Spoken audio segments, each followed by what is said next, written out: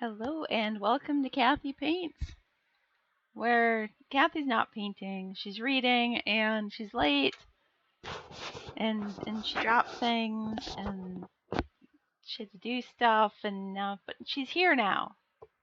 She's here and she's not painting. Today is reading. We have books. We have Lovecraft books. So we're gonna read some short stories, some Lovecraft short stories, but we'll just wait for people to filter in. And since I'm like 6 minutes late because I totally lost track of time, I'm just gonna Arathu's first. Arathu wins. Arathu wins. Congratulations.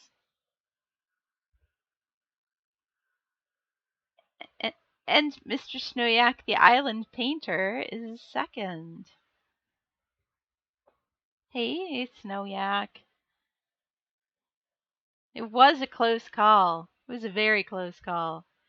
And you may have noticed that I'm starting way late.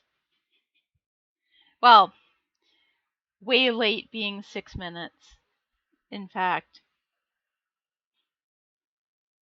It's not my latest that I've ever run, but you know. And now I have some tea. How is everybody today?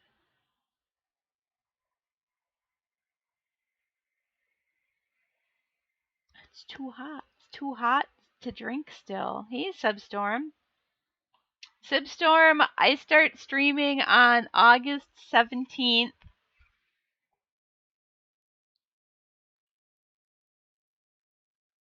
August 17th. It's a Tuesday because I always start my week streaming on Tuesday. So, and we are going to read a Conan novel on that day. Should be good. Why, hello there, Real Brush Guy. Welcome in. Thank you for the host. It's just me and the guys so far. And oh, V has showed up. Brush Guy said hello, ladies. And Fleeger Dragon showed up. Oh my goodness. V, what did you make up? What did you do? I made a thing yesterday. And I haven't showed anybody except for V.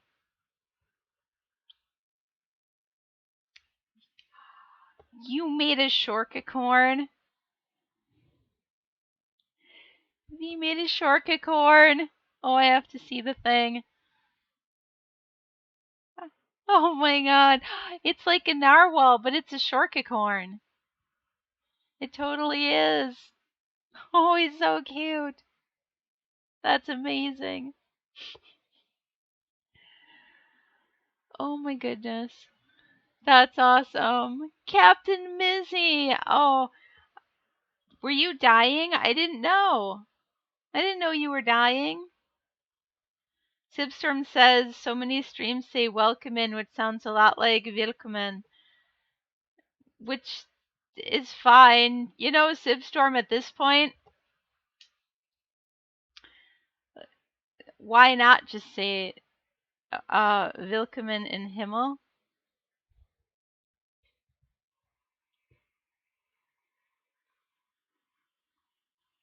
What's not dirty, is it, Snowyak? I'm kidding. I'm kidding.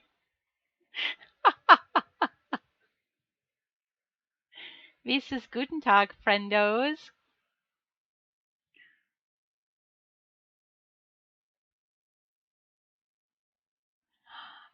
Brush Guy, have you seen any of these puppies? Have you seen her chibi puppies that she's been doing?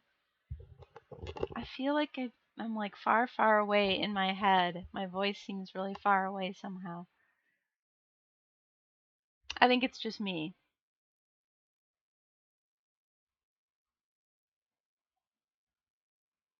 Yeah, Sipstorm, we're all dying. It's a matter of when. Yeah. Kathy and V bamboozled you, Arathu? How? How did they bamboozle you? I'm not sure what happened. It's heaven. You wrote it correctly. Welcome in heaven. Welcome into heaven. What is M? I don't know. Mizzy says I've been sick all week, fever, chills, body aches, headaches. Oh my gosh, you were just they had the audacity to call it a sinus infection. I mean, that's like an all over body infection at that point. Maybe it started in the sinus. Ich brauche Wasser? What what what? It's German. I don't know that. Brau Brauch Brauch Brauche? Brausche?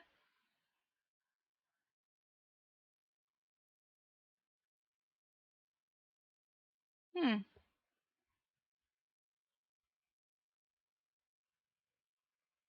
Ik heb water nodig. That's what I that's how I know that one, but that's Dutch. So Rathy says there will be shorks when you come back from your pee break. They said, what did I come back to? Final Fantasy. Oh, Arathu, that's so sad. I mean, maybe if you just took a quick pee and ran back, that would be one thing, but God knows what you were doing in the bathroom. Don't tell me. I don't want to know. Brush Guy had his second shot yesterday, and he lived through the night.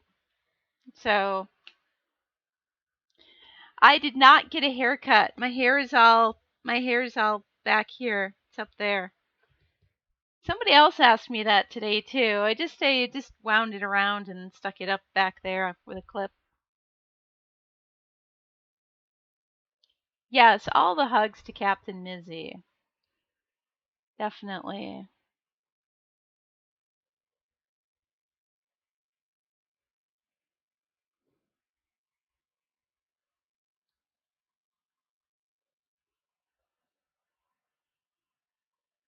So in German they don't say like I have a water need or something like that. Like ich hab ich ich hab ich have I don't I don't know it. I don't know German.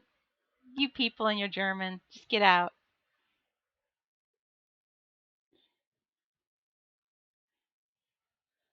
Hi, Asmo.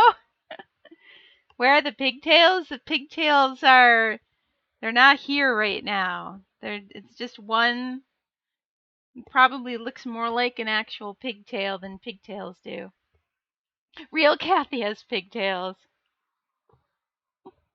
But look, Bee, look. Look.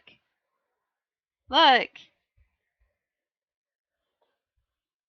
I love that people noticed that I didn't have pigtails.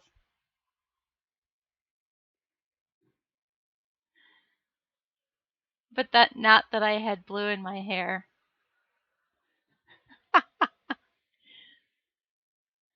Snowyak says it must be an exploded scale bottle of indigo that hit Kathy. That is not indigo. Indigo is not that color. I've been lax in my color theory. If people thought that was indigo. I failed. I failed.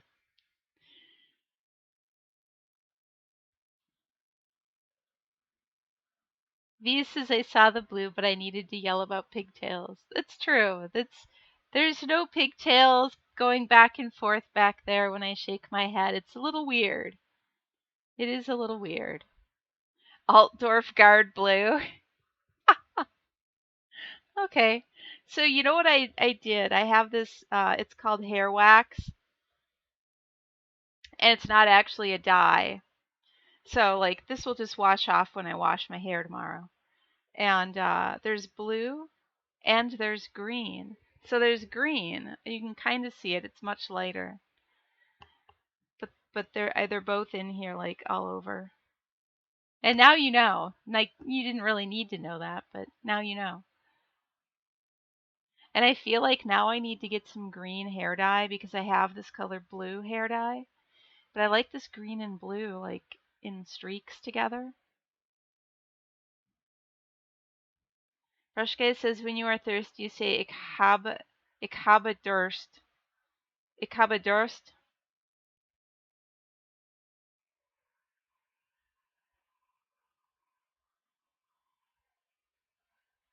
Real Kathy is moving to her own channel and needed to place this not Kathy in her place. That's entirely true, Captain Mizzy. This is the imposter Kathy. V. V. It's faux Kathy.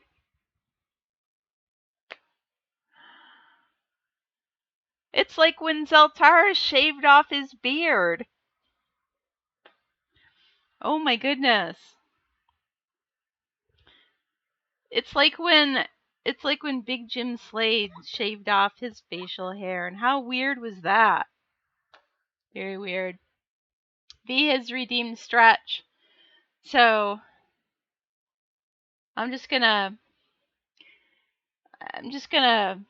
squeeze him a little bit here. Oh, our Stretch. He's so squishy. So squishy. I just love him. So squishy.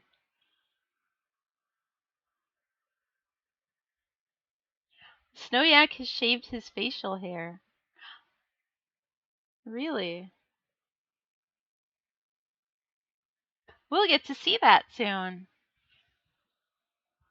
Brush Guy says, I have shaved my nose hair. No, I know you mean nose hair.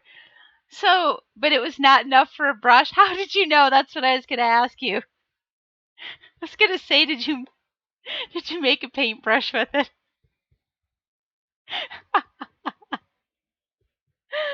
You beat me to it. Snowyak says I need a Stretch in my life.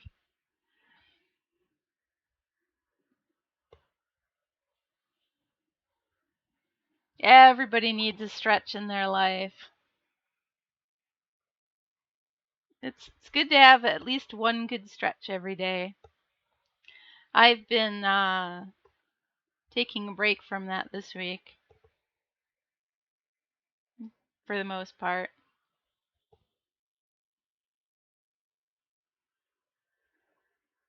Only because I was feeling good earlier in the week, and then I was busy researching how to do Twitch stuff. Like, I know I'm doing Twitch stuff right now, but this is on the channel that Gonzo set up. So I have to figure out how to set up my own channel. Snowyak says I had a stupid day at work. Oh no. I'm sorry. I'm sorry. Do you need Stretch to give you a hug, Snowyak? Do you need a Stretch hug?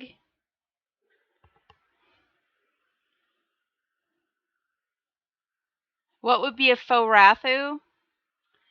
Well, I don't know what a faux Rathu would be. A Rathu, maybe if you streamed, we would all find out.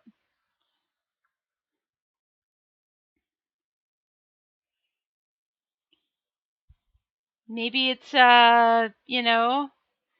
you shave parts of your body that you don't normally shave.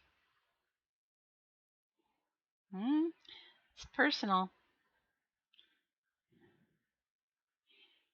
Kaika need Copa? Oh, looking, not buying. We call them looky-loos. Looky-loos here. I don't know. Loo doesn't mean anything. It's just a funny word to say. Looky-loos. People who are just looking, not buying anything. Another A+ for Kathy. Yeah. Yay! I get an A+ in Dutch today.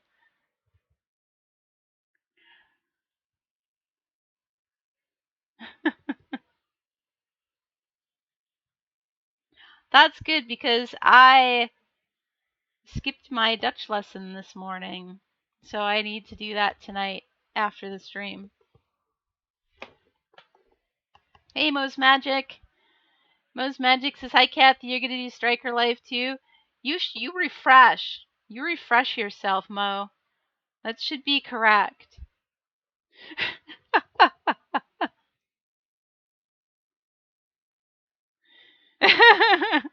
Right, V? V has it. You refresh right now, young man. Because I know I set those. V doesn't want to refresh. Oh, yeah, don't refresh now. Those ads. Hey, Real Brush Guy, thank you so much for giving Kathy Wapple a shout out. If you guys want some, passable miniature painting and a little light entertainment, and maybe some reading out loud, go ahead and follow Kathy Wapple. She hasn't ever streamed yet, but I hear that on August 17th, she is going to stream for the very first time on her channel. So give her a follow. Hello, Dio. Dio says, damn, is it hot in here? Or is it the lack of title changing? You guys, I changed the title. I did the thing. I typed it all in. I hit done. I hit done.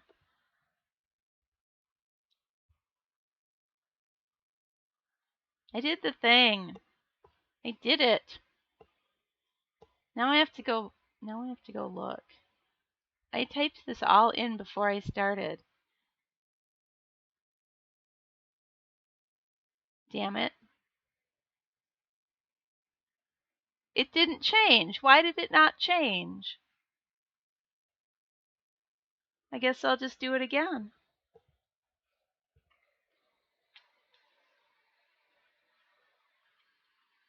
Guess I'll just do it again right now.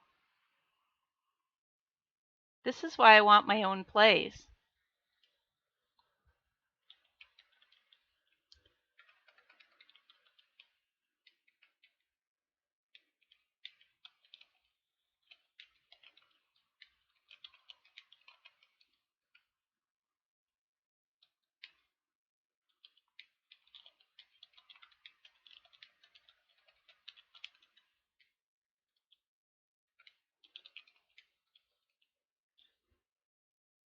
See, my go live notification has the correct thing already, but the title reverted.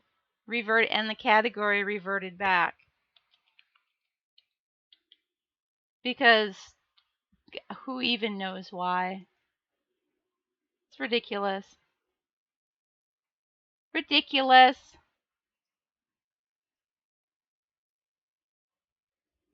Okay. Now it's fixed. Oh, that's annoying.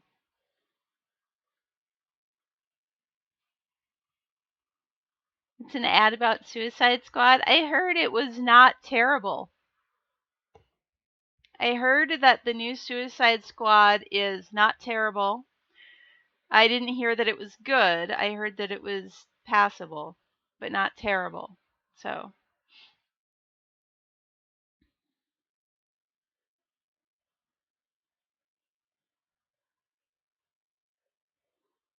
Wait, why are we apologizing to V? I mean, I am always sorry if I did anything to make V sad. But what did we do to why, Dia, why are we apologizing to V? What did you do?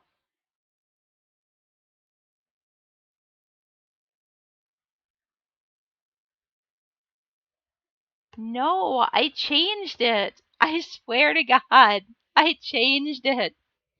And then it reverted back. I don't understand. Yeah, I was yelling at Twitch, not V. V understands. Did you see V's shortcut? Speaking of drawings. I didn't get to show anybody my drawing. I drew a thing. You can't see because this is the back of my sketchbook. The front of it has suggestive paintings on it because they're fun to do. I feel like I missed something too. It was when you were painting the pumpkin gobos and Carl Thulu. Wait.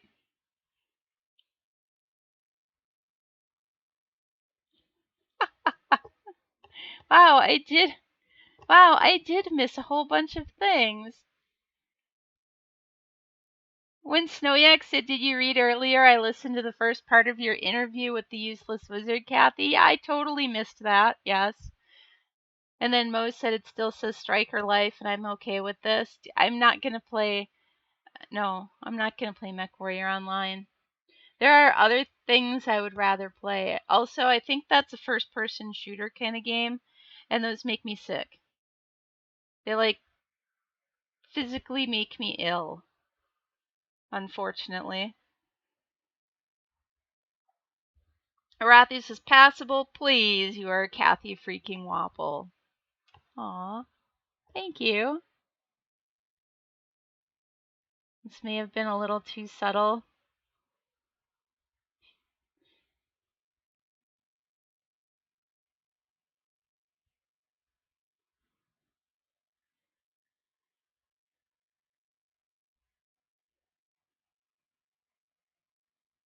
Okay, I'm just like catching up in the chat now. Sorry. I was just reading, and then V posted her link to Shortcacorns, and they're amazing. And then Asmo banned Dio, so Dio's never gonna be here again. And that makes me sad because Dio is my internet boyfriend. No, husband. Yeah, fiance. No, how betrothed? Are we internet betrothed, Dio? I don't know. It's murky. It's murky. Internet. Internet sex toy. Yes. Yes. That.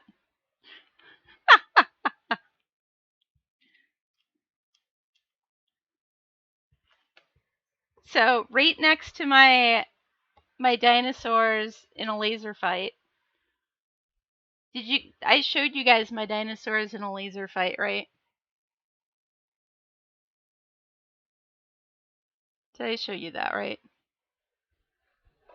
That was the things that dinosaur laser battle is the thing that Gren would not draw upon request. And so I drew one. I drew it instead. It's all pew pew pew from here on. Snowyak is going to sleep. He likes the dinosaurs. He's like, I'm done. I'm done. You're not even reading. I'm so done with you, Kathy Wapple. I thought this was going to be a reading stream. Or like Mechwarrior. He says, good day. Good night, Snowyak. Slop lecker.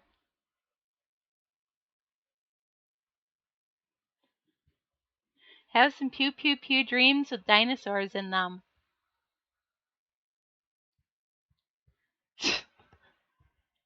Oh, wait. First, though, Snowy.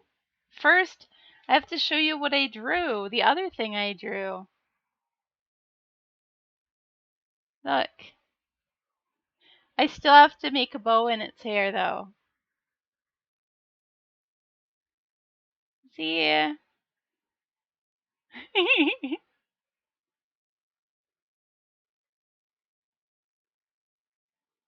That's it. That's the thing I drew last night. I showed it to V last night. Didn't show it to anybody else.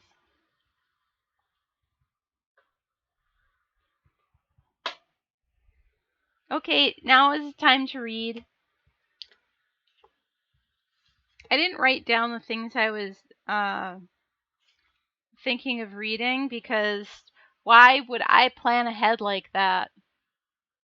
Oh, there's the thing for a Landon Elf Paladin. That's what that model's called. It was sitting here as a bookmark. Because that's what you do. Arathi says if anyone wanted something else than random chat, they came to the wrong chat. Look, I'm reading. No, I already read Pickman's model. What was the other one we were going to do? The Haunter of the Dark? What? We plan things? No. No. The Dunwich Horror, I believe, is the one that... Okay, where is it? How about if we look at the table of contents? I know.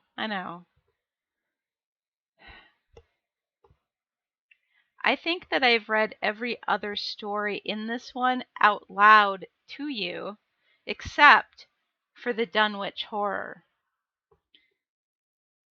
Page 111.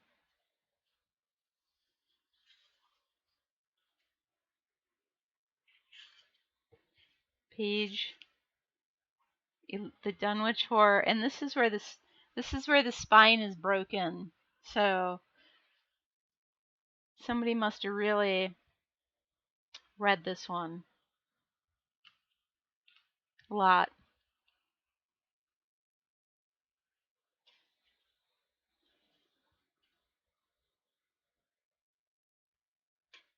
First, in the Dunwich Horror by H.P. Lovecraft. I wonder when this was written. Is there a thing in the beginning about when this was? The Dunwich Horror, copyright 1929. 1929 is when this story first appeared. Arathi says, or gotten tired of it at that story a lot.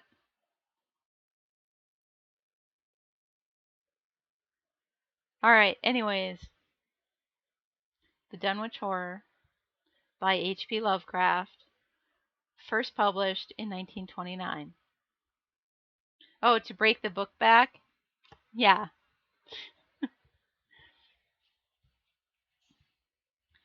Gorgons and hydras and chimeras.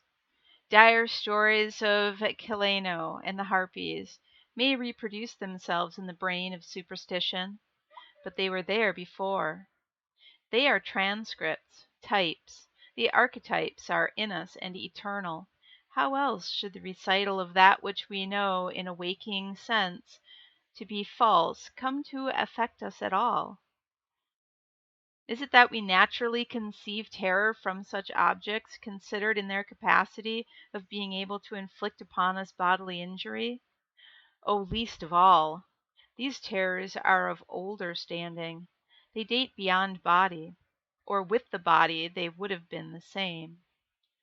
That the kind of fear here treated is purely spiritual, that it is strong in proportion as it is objectless on earth, that it predominates in the period of our sinless infancy, our difficulties, the solution of which might afford some probable insight into our anti-mundane condition, and a peep at least into the shadowland of pre-existence.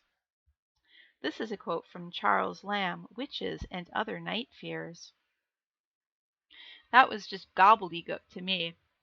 I don't even know. It's people and their big words.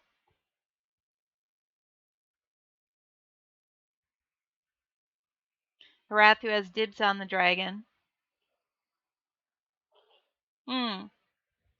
It was a strong start, Arathi, but it did kind of meander towards the end there, didn't it?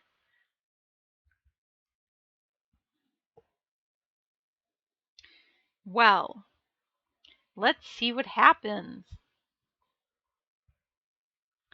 When a traveler in north-central Massachusetts takes a wrong fork at the junction of the Aylesbury Pike just beyond Dean's Corners, he comes upon a lonely and curious country.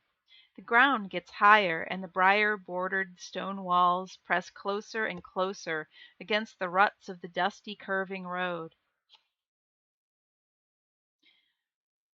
If you've ever been in New England, you know about those stone walls that border a lot of the old roads, and almost all the roads are old in New England. Even still, even still. The briar-bordered stone walls press closer and closer against the ruts of the dusty curving road. Well, the roads are paved, but the walls are still there, like stone fences. The trees of the frequent forest belts seem too large, and the wild weeds, brambles, and grasses attain a luxuriance not often found in settled regions. At the same time, the planted fields appear singularly few and barren, while the sparsely scattered houses wear a surprisingly uniform aspect of age, squalor, and dilapidation. Without knowing why, one hesitates to ask directions from the gnarled, solitary figures spied now and then on crumbling doorsteps or on the sloping, rock-strewn meadows. Those figures are so silent and furtive that one feels somehow confronted by forbidden things, with which it would be better to have nothing to do. When a rise in the road brings the mountains in view above the deep woods, the feeling of strange uneasiness is increased. The summits are too rounded and symmetrical to give a sense of comfort and naturalness, and sometimes the sky silhouettes with especial clearness the queer circles of tall stone pillars with which most of them are crowned. This may be a Harlan's Heroes episode.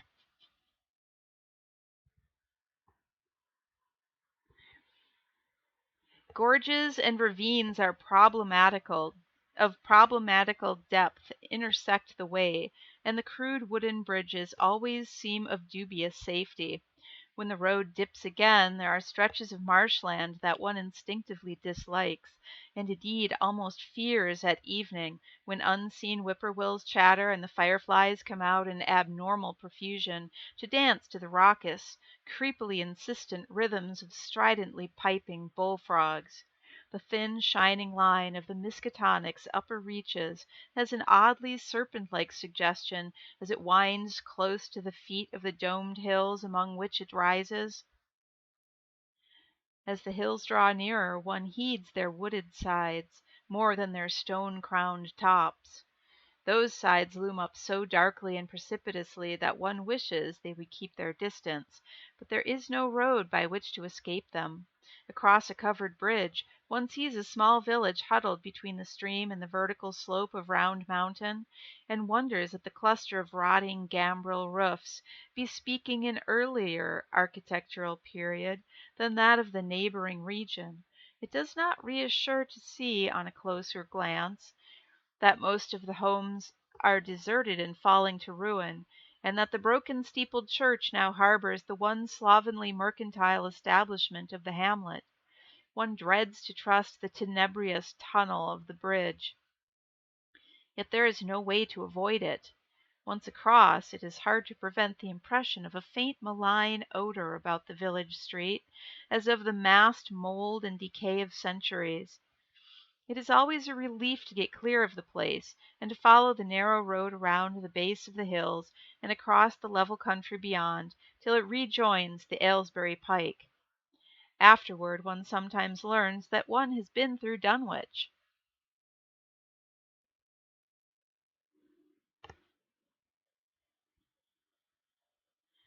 Outsiders visit Dunwich as seldom as possible, and since a certain season of horror all the signboards pointing toward it have been taken down.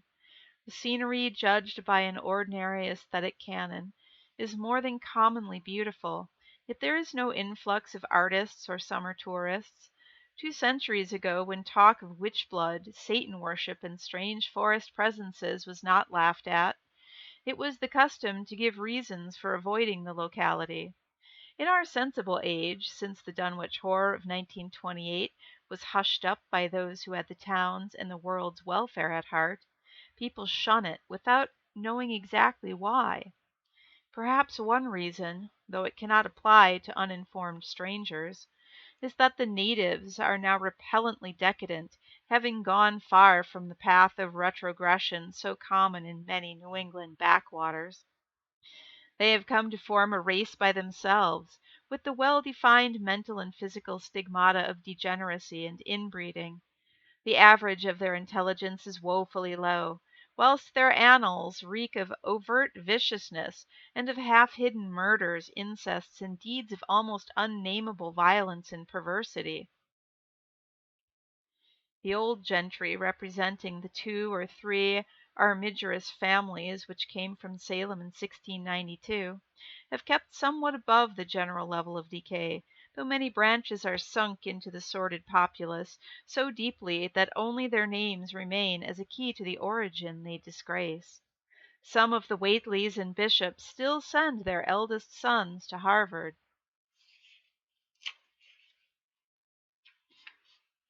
That's that's true, Aratha. You can absolutely do that.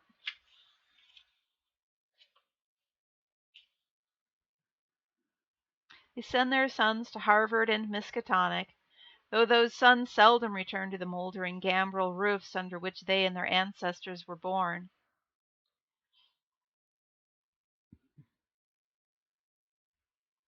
I don't know, Dio. Maybe back in the 1920s, New England was seen as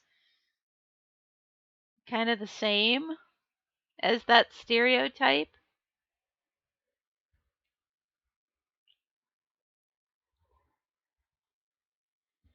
I think for city people, rural people anywhere were like that back then.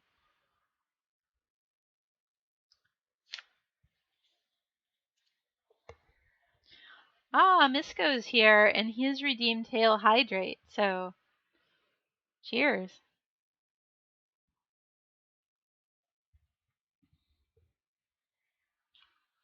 It is important to stay hydrated. I have learned that from Misko Blood.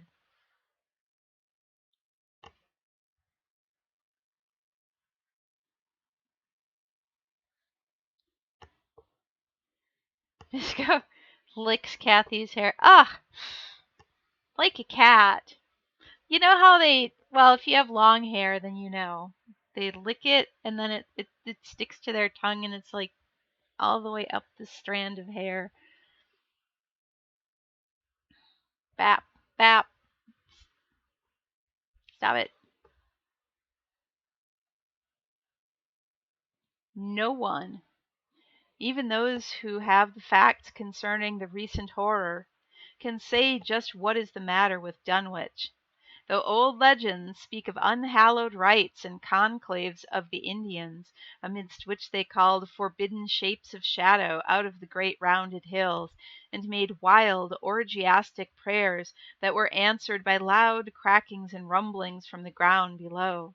In 1747 the Reverend Abia Hoadley, newly come to the Congregational Church at Dunwich Village, preached a memorable sermon on the close presence of Satan and his imps, in which he said, "It must be allowed that these blasphemies of an infernal train of demons are matters of too common knowledge to be denied. The cursed voices of Azazel and Bezrael, of Beelzebub and Belial, being heard now from underground by above a score of credible witnesses now living, I myself did not more than a fortnight ago catch a very plain discourse of evil powers in the hill behind my house, wherein there was a rattling and a rolling, groaning, screeching, and hissing, such as no things of this earth could raise up, and which must needs have come from those caves that only black magic can discover, and only the devil unlock." Yea, verily. Amen.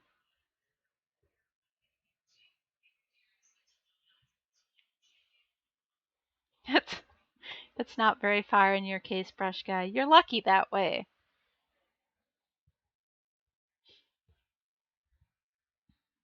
Mr. Hoadley disappeared soon after delivering this sermon, but the text, printed in Springfield, is still extant. Noises in the hills continued to be reported from year to year and still form a puzzle to geologists and physiographers. Other traditions tell of foul odors near the hill crowning circles of stone pillars, and of rushing, airy presences to be heard faintly at certain hours from stated points at the bottom of the great ravines, while still others try to explain the devil's hop yard. A bleak, blasted hillside where no tree, shrub, or grass blade will grow. Then, too, the natives are mortally afraid of the numerous whippoorwills which grow vocal on warm nights. It is vowed that the birds are psychopomps lying in wait for the souls of the dying, and that they time their eerie cries in unison with the sufferer's struggling breath. If they can catch the fleeing soul when it leaves the body, they instantly flutter away chittering in demoniac laughter, but if they fail, they subside gradually into a disappointed silence.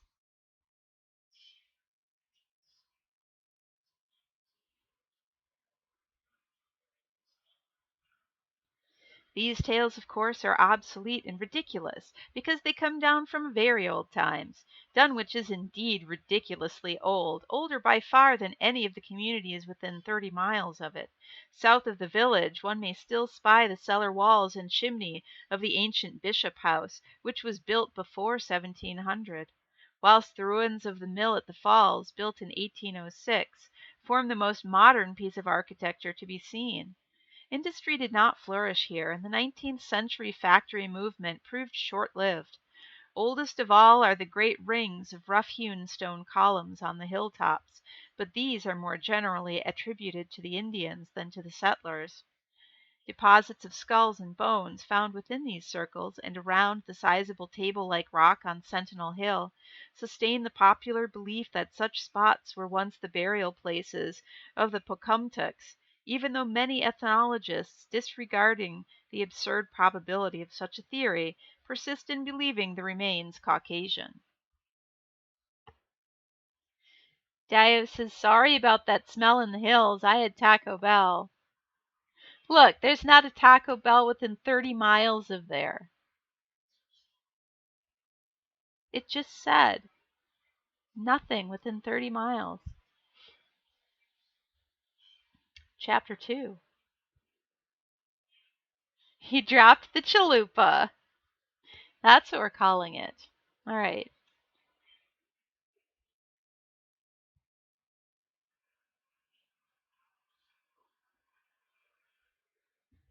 Yeah. Well, for whom the Taco Bell tolls, ask not whom the Taco Bell tolls for. It tolls for thee.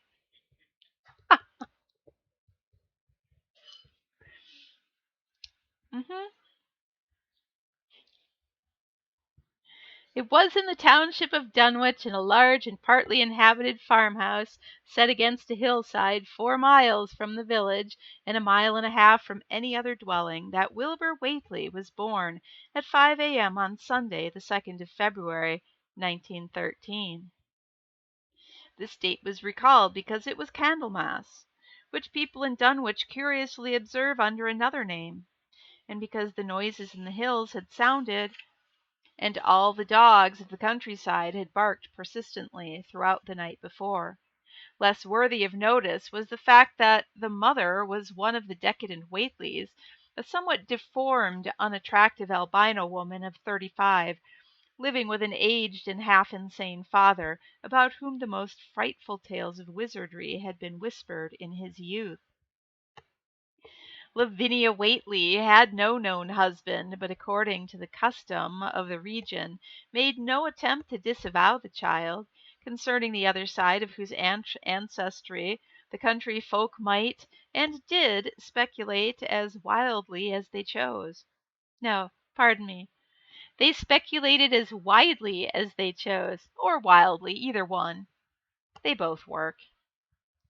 On the contrary, she seemed strangely proud of the dark, goatish-looking infant who formed such a contrast to her own sickly and pink-eyed albinism, and was heard to mutter many curious prophecies about its unusual powers and tremendous future. Arathi says albinos don't come out of Lovecraft stories in a good way. Yeah, they really don't, do they? Lavinia was one who would be apt to mutter such things, for she was a lone creature given to wandering amidst thunderstorms in the hills, and trying to read the great odorous books which her father had inherited through 2 centuries of Whateleys, and which were fast falling to pieces with age and wormholes. She had never been to school, but was filled with disjointed scraps of ancient lore that old Whateley had taught her. The remote farmhouse had always been feared because of old Whateley's reputation for black magic, and the unexplained death by violence of Mrs. Whateley when Lavinia was 12 years old had not helped to make the place popular. Isolated among strange influences, Lavinia was fond of wild and grandiose daydreams and singular occupations, nor was her leisure much taken up by household care in a home from which all standards of odor and cleanliness had long since disappeared. There were a hideous screaming, which echoed above even the hill noises and the dogs barking on the night Wilbur was born, but no known doctor or midwife presided at his coming. Neighbors knew nothing of him till a week afterward, when old Whately drove his sleigh through the snow into Dunwich village, and discoursed incoherently to the group of loungers at Osborne's general store. There seemed to be a change in the old man, an added element of furtiveness in the clouded brain which subtly transformed him from an object to a subject of fear, though he was not one to be perturbed by any common family event. Amidst it all he showed some trace of the pride later noticed in his daughter, and what he said of the child's paternity was remembered by many of his hearers years afterward. I don't care what folks think of Lavinia's boy looked like his pa. He wouldn't look like nothin' you expect. You needn't think the only folks is the folks hereabouts. Lavinia's read some, and has seed some things, and most you only tell about. I calculate her man is as good a husband as you can find this side of Aylesbury, and you knowed as much about the hills as I do. You wouldn't as to know better church weddin' nor her'n. Let me tell you something. Some day you folks'll hear a child of Lavinia's a callin' its father's name on top of Sentinel Hill. I feel like I need to use a pirate voice when I read that. Like he actually writes it in this crazy lexicon. He just writes it in this crazy way. That's how this guy talks.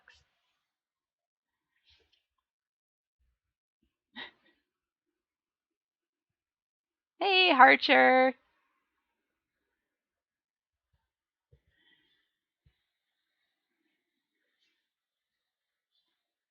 Someday you folks'll hear a child of Lavinia's a callin' its father's name on the top of Sentinel Hill. Yar.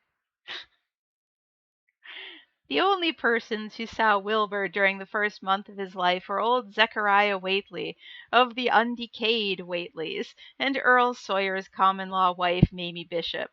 Mamie's visit was frankly one of curiosity, and her subsequent tales did justice to her observations, but Zechariah came to lead a pair of Alderney cows which old Whately had bought of his son Curtis. This marked the beginning of a course of cattle buying on the part of small Wilbur's family which ended only in 1928, when the Dunwich Horror came and went, yet at no time did the ramshackle Whately barn seem overcrowded with livestock. There came a period when people were curious enough to steal up and count the herd that grazed precariously on the steep hillside above the old farmhouse, and they could never find more than 10 or 12 anemic, bloodless-looking specimens. Evidently some blight or distemper, perhaps sprung from the unwholesome pasturage or the diseased fungi and timbers of the filthy barn, caused a heavy mortality among the Whately animals, odd wounds or sores having something of the aspect of incisions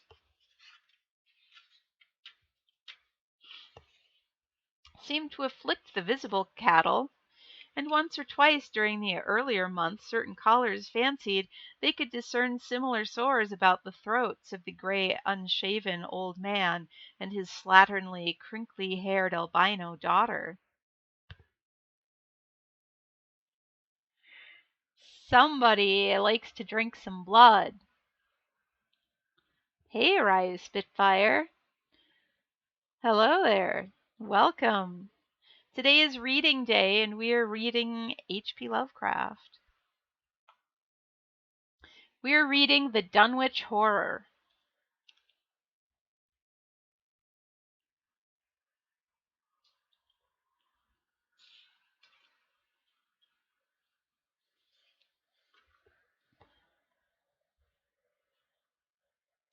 In the spring after Wilbur's birth, Lavinia resumed her customary rambles in the hills, bearing in her misproportioned arms the swarthy child. Public interest in the Whateleys subsided after most of the country folk had seen the baby, and no one bothered to comment on the swift development which the newcomer seemed every day to exhibit. Wilbur's growth was indeed phenomenal, for within 3 months of his birth he had attained a size and muscular power not usually found in infants under a full year of age. His motions and even his vocal sounds showed a restraint and deliberateness highly peculiar in an infant, and no one was really unprepared when at 7 months he began to walk unassisted, with falterings which another month was sufficient to remove. It was somewhat after this time, on Halloween, that a great blaze was seen at midnight on the top of Sentinel Hill, where the old table-like stones stand amidst its tumulus and ancient bones. Considerable talk was started when Silas Bishop, of the undecayed bishops, mentioned having seen the boy running sturdily up that hill ahead of his mother about an hour before the blaze was remarked. Silas was rounding up a stray heifer, but he nearly forgot his mission when he fleetingly spied the 2 figures in the dim light on his lantern. They darted almost noiselessly through the underbrush, and the astonished watcher seemed to think they were entirely unclothed. Afterward he could not be sure about the boy, who may have had some kind of fringed belt and a pair of dark trunks or trousers on. "Our little Wilbur's a satyr." "Aw."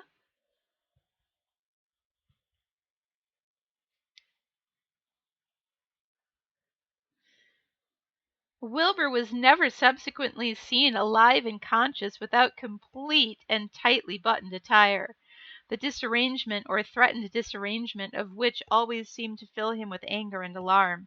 His contrast with his squalid mother and grandfather in this respect was thought very notable until the horror of 1928 suggested the most valid reason.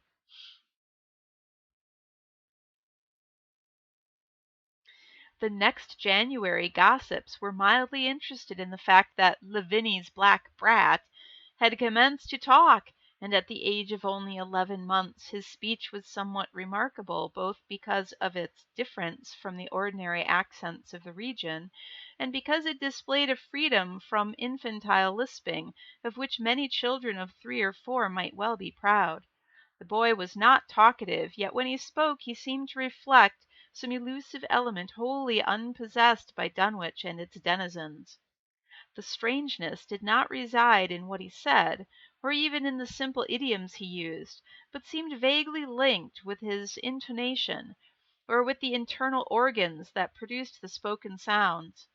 His facial aspect, too, was remarkable for its maturity, though for his shared mother's and grandfather's chinlessness, his firm and precociously shaped nose, united with the expression of his large, dark, almost Latin eyes, to give him an air of quasi-adulthood and well-nigh preternatural intelligence. He was, however, exceedingly ugly despite his appearance of brilliancy. there being something almost goatish or animalistic about his lips, large pored, yellowish skin, coarse crinkly hair, and oddly elongated ears. He was soon disliked even more decidedly than his mother and grandsire, and conjuncture all conjectures about him were spiced with references to the bygone magic of old Whately, and how the hills once shook when he shrieked the dreadful name of Yog-Sothoth in the midst of a circle of stones, with a great book open in his arms before him. Dogs abhorred the boy, and he was always obliged to take various defensive measures against their barking menace. Chapter 3. Meanwhile, old Whately continued to buy cattle without measurably increasing the size of his herd. He also cut timber and began to repair the unused parts of his house, a spacious peak-roofed affair whose rear end was buried nearly entirely in the rocky hillside, and whose 3 least ruined ground-floor rooms had always been sufficient for himself and his daughter. There must have been prodigious reserves of strength in the old man to enable him to accomplish so much hard labor, and though he still babbled dementedly at times, his carpentry seemed to show the effects of sound calculation. It had already begun as soon as Wilbur was born, when one of the many tool sheds had been put suddenly in order, clapboarded, and fitted with a stout fresh lock. Now, in restoring the abandoned upper story of the house, he was a no less thorough craftsman. His mania showed itself only in his tight boarding up of all the windows in the reclaimed section, though many declared that it was a crazy thing to bother with the reclamation at all. Less inexplicable was his fitting up of another downstairs room for his new grandson, a room which several callers saw, though no one was ever admitted to the closely boarded up upper story. This chamber he lined with tall, firm shelving, along which he began gradually to arrange, in apparently careful order, all the rotting ancient books and parts of books, which during his own day had been heaped promiscuously in odd corners of the various rooms. "I made some use of 'em," he would say as he tried to mend a torn black letter page with paste prepared on the rusty kitchen stove, "but the boy is fittin' to make better use of 'em. He oughter have 'em as well, so as he kin, for they're goin' to be all for his larnin'." When Wilbur was a year and 7 months old, in September of 1914, his size and accomplishments were almost alarming. He had grown as large as a child of 4, and was a fluent and incredibly intelligent talker. He ran freely about the fields and hills, and accompanied his mother on all her wanderings. At home he would pore diligently over the queer pictures and charts in his grandfather's books, while old Whately would instruct and catechize him through long, hushed afternoons. By this time the restoration of the house was finished, and those who watched it wondered why one of the upper windows had been made into a solid plank door. It was a window in the rear of the east gable end, close against the hill, and no one could imagine why a cleated wooden runway was built up to it from the ground.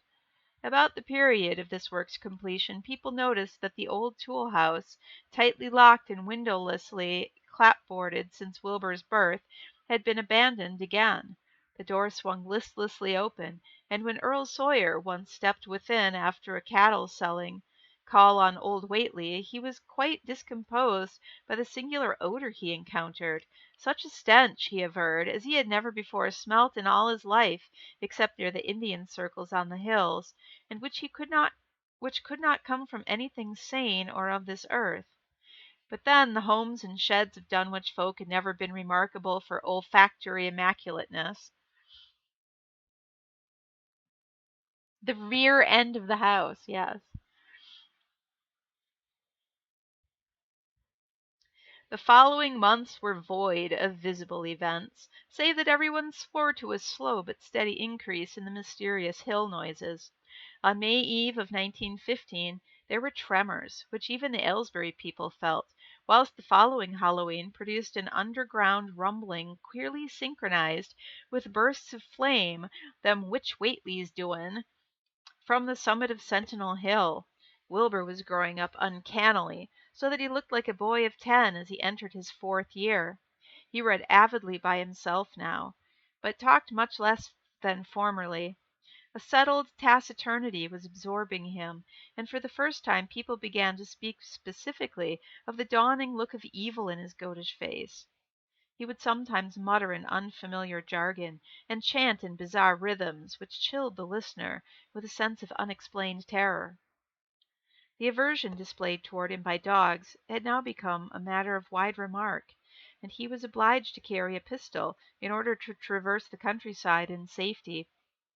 His occasional use of the weapon did not enhance his popularity among the owners of canine guardians. The few callers at the house would often find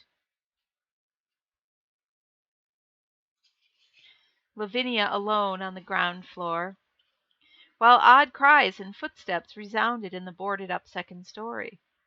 She would never tell what her father and the boy were doing up there, though once she turned pale and displayed an abnormal degree of fear when a jocose fish peddler tried the locked door leading to the stairway. That peddler told the store loungers at Dunwich Village that he thought he heard a horse stamping on that floor above. The loungers reflected, thinking of the door and runway and of the cattle that so swiftly disappeared. Then they shuddered as they recalled tales of old Whately's youth, and of the strange things that are called out of the earth when a bullock is sacrificed at the proper time to certain heathen gods. It had for some time been noticed that dogs had begun to hate and fear the whole Whately place as violently as they hated and feared young Wilbur personally. In 1917 the war came, and Squire Sawyer Whately, as chairman of the local draft board, had hard work finding a quota of young Dunwich men fit even to be sent to development camp. The government, alarmed at such signs of wholesale regional decadence, sent several officers and medical experts to investigate, conducting a survey which New England newspaper readers may still recall. It was the publicity attending this investigation which sent reporters on the track of the Whateleys, and caused the Boston Globe and Arkham Advertiser to print flamboyant Sunday stories of young Wilbur's precociousness, old Whately's black magic, and the shelves of strange books, the sealed second story of the ancient farmhouse, and the weirdness of the whole region and its hill noises.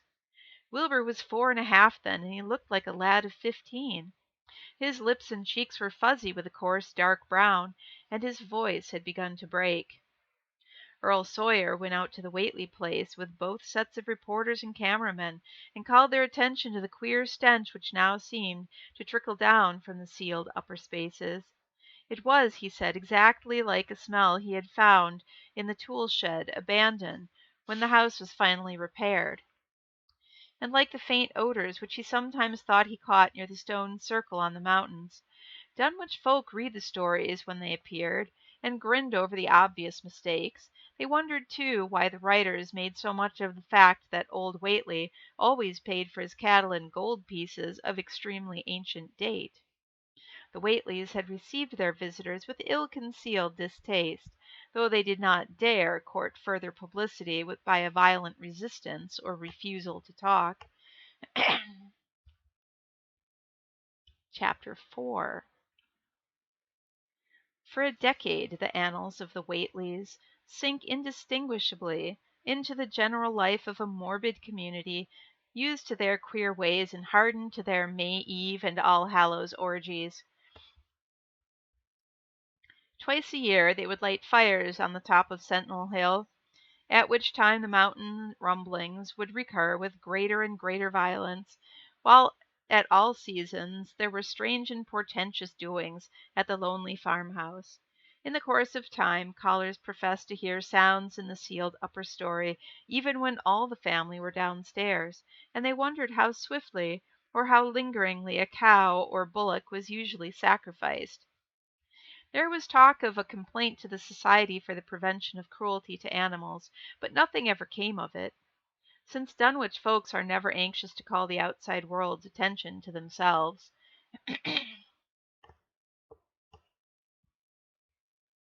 Yes, orgies.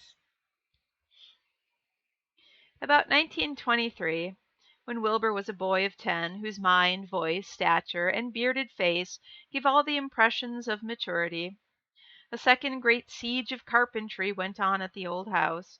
It was all inside the sealed upper part, and from bits of discarded lumber people concluded that the youth and his grandfather had knocked out all the partitions and even removed the attic floor, leaving one vast open void between the ground story and the peaked roof. They had torn down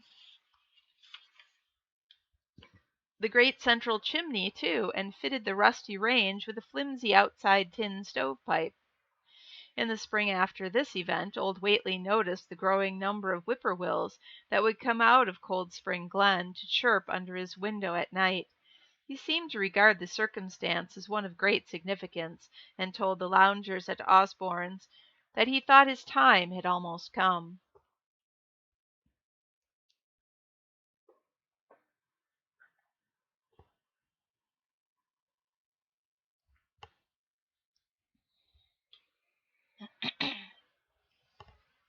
Thank you, Real Brush Guy, for that hail hydrate.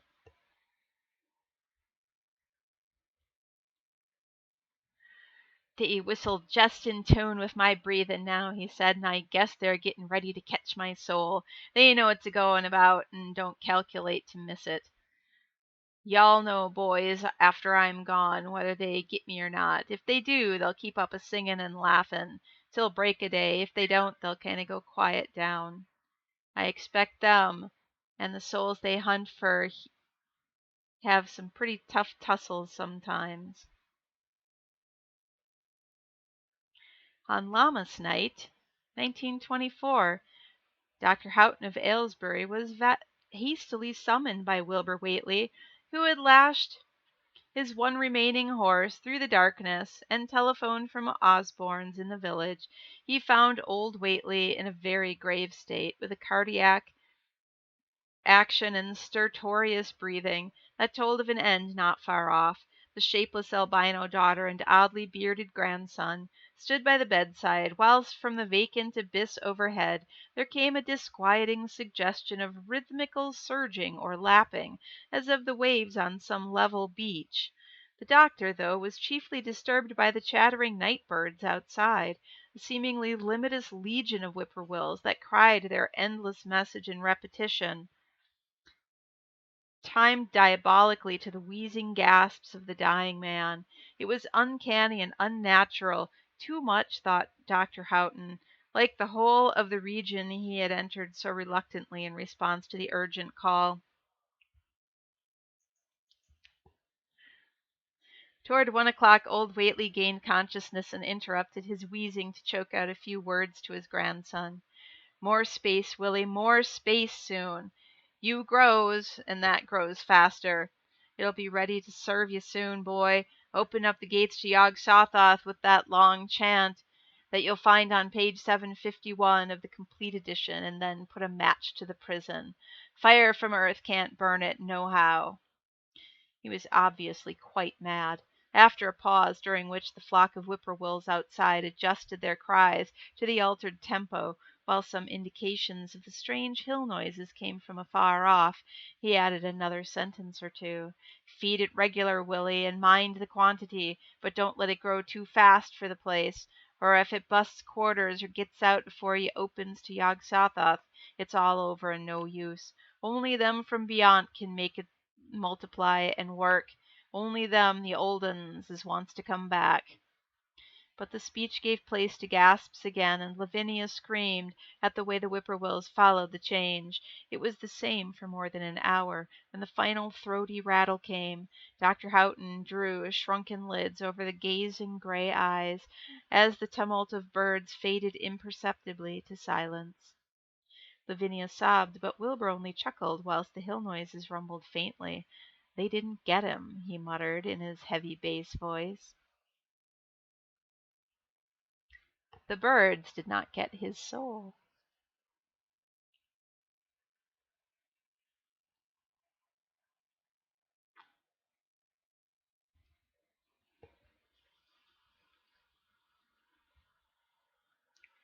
Wilbur was by this time a scholar of really tremendous erudition in his one-sided way, and was quietly known by correspondence to many librarians in distant places where rare and forbidden books of old days are kept. He was more and more hated and dreaded around Dunwich because of certain youthful disappearances which suspicion laid vaguely at his door, but was always able to silence inquiry through fear or through use of that fund of old-time gold which still, as in his grandfather's time, went forth regularly and increasingly for cattle buying. He was now tremendously mature of aspect, and his height having reached the normal adult limit, seemed inclined to wax beyond that figure. In 1925, when a scholarly correspondent from Miskatonic University called upon him one day, and departed pale and puzzled, he was fully 6 3/4 feet tall.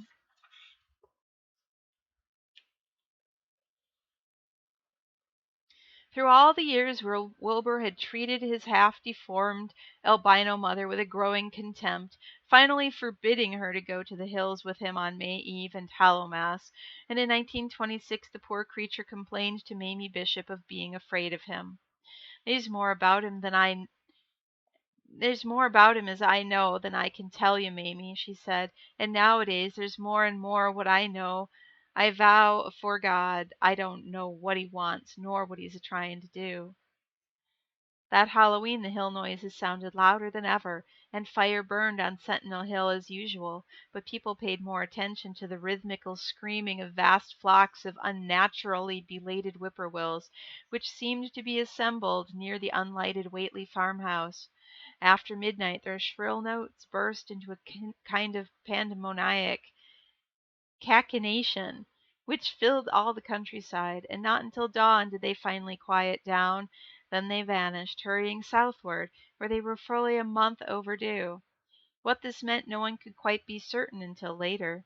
None of the country folk seemed to have died, but poor Lavinia Whately, the twisted albino, was never seen again.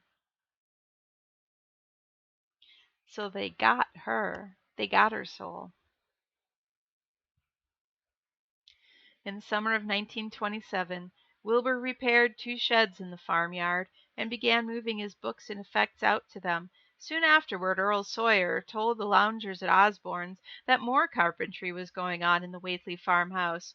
Wilbur was closing all the doors and windows on the ground floor, and seemed to be taking out partitions as he and his grandfather had done upstairs 4 years before. He was living in one of the sheds, and Sawyer thought he seemed unusually worried and tremulous.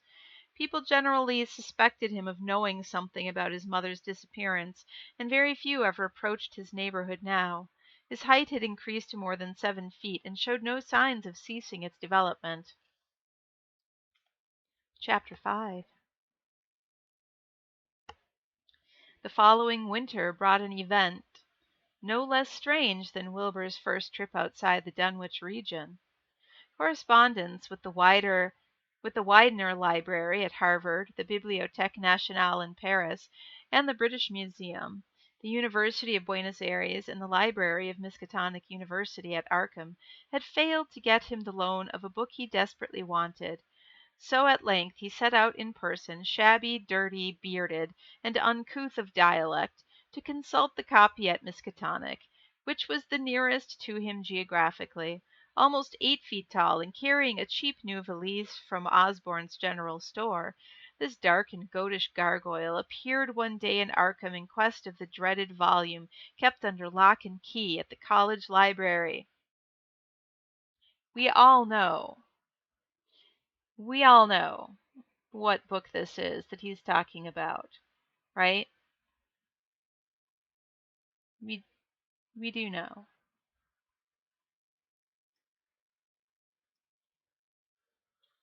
The dreaded and hideous Necronomicon of the mad Arab Abdul al-Hazred. Of course. Exactly. Exactly.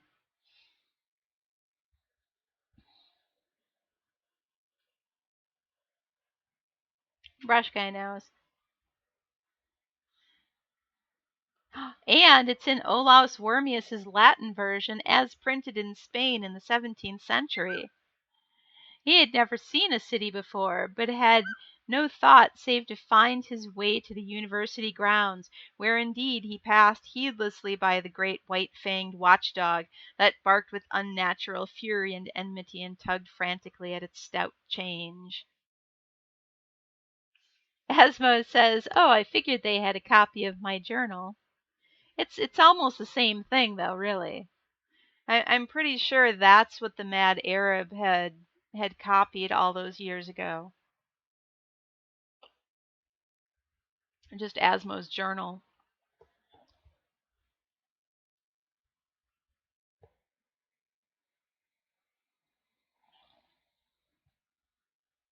Wilbur had with him the priceless but imperfect copy of Dr. Dee's English version, which his grandfather had bequeathed him, and upon receiving access to the Latin copy, he at once began to collate the two texts with the aim of discovering a certain passage which would have come on the 751st page of his own defective volume. This much he could not civilly refrain from telling the librarian, the same erudite Henry Armitage, A.M. Miskatonic, Ph.D. Princeton, Littd. Johns Hopkins, who had once called at the farm and who now politely plied him with questions. He was looking, he had to admit, for a kind of formula or incantation containing the frightful name Yog-Sothoth, and it puzzled him to find discrepancies, duplications, and ambiguities which made the matter of determination far from easy. As he copied the formula he finally chose, Dr. Armitage looked involuntarily over his shoulder at the open pages, the left-hand one of which in the Latin version contained such monstrous threats to the peace and sanity of the world.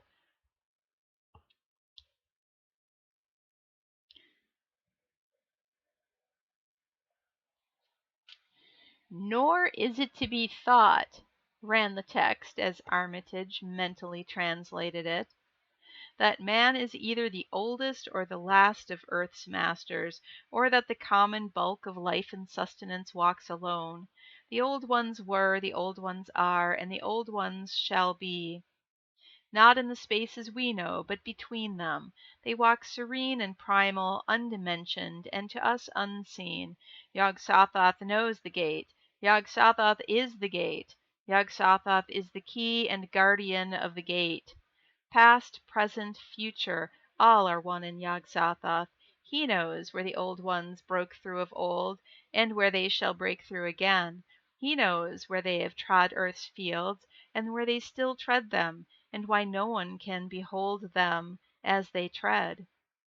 By their smell can men sometimes know them near, but of their semblance can no man know, saying only in the features of those they have begotten on mankind, and of those are there many sorts, differing in likeness from man's truest eidolon to that shape without sight or substance which is them. They walk unseen and foul in lonely places where the words have been spoken and the rites howled through at their seasons. The wind gibbers with their voices and the earth mutters with their consciousness. They bend the forest and crush the city, yet may not forest or city behold the hand that smites. Kadath in the cold waste hath known them, and what man knows Kadath? The iced desert of the south and the sunken isles of ocean hold stone whereon their seal is engraven, but who hath seen the deep frozen city, or the sealed tower, long garlanded with seaweed and barnacles? Great Cthulhu is their cousin, yet can he spy them only dimly. Yashub-Niggurath. As a foulness shall you know them. Their hand is at your throats, yet you see them not, and their habitation is even one with your guarded threshold. Yog-Sothoth is the key to the gate whereby the spheres meet. Man rules now where they ruled once. They shall soon rule where man rules now. After summer is winter, and winter after summer. They wait patient and potent for her, for here shall they reign again.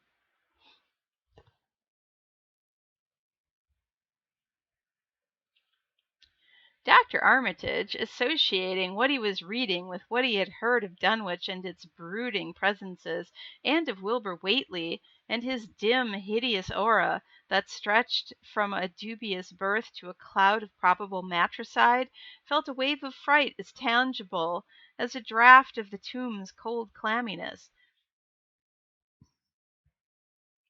The bent, goatish giant before him seemed like the spawn of another planet or dimension, like something only partly of mankind and linked to black gulfs of essence and entity that stretched like Titan phantasms beyond all spheres of force and matter, space and time. Presently Wilbur raised his head and began speaking in that strange resonant fashion which hinted at sound-producing organs unlike the run of mankind's. "Mr. Armitage," he said, "I can calculate I've got to take that book home.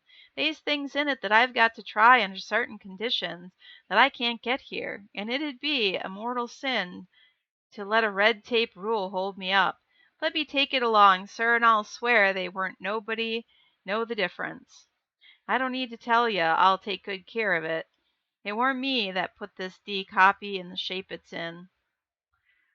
He stopped as he saw firm denial on the librarian's face, and his own goatish features grew crafty. Armitage, half ready to tell him he might make a copy of what parts he needed, thought suddenly of the possible consequences and checked himself. There was too much responsibility in giving such a being the key to such blasphemous outer spheres. Whately saw how things stood and tried to answer lightly.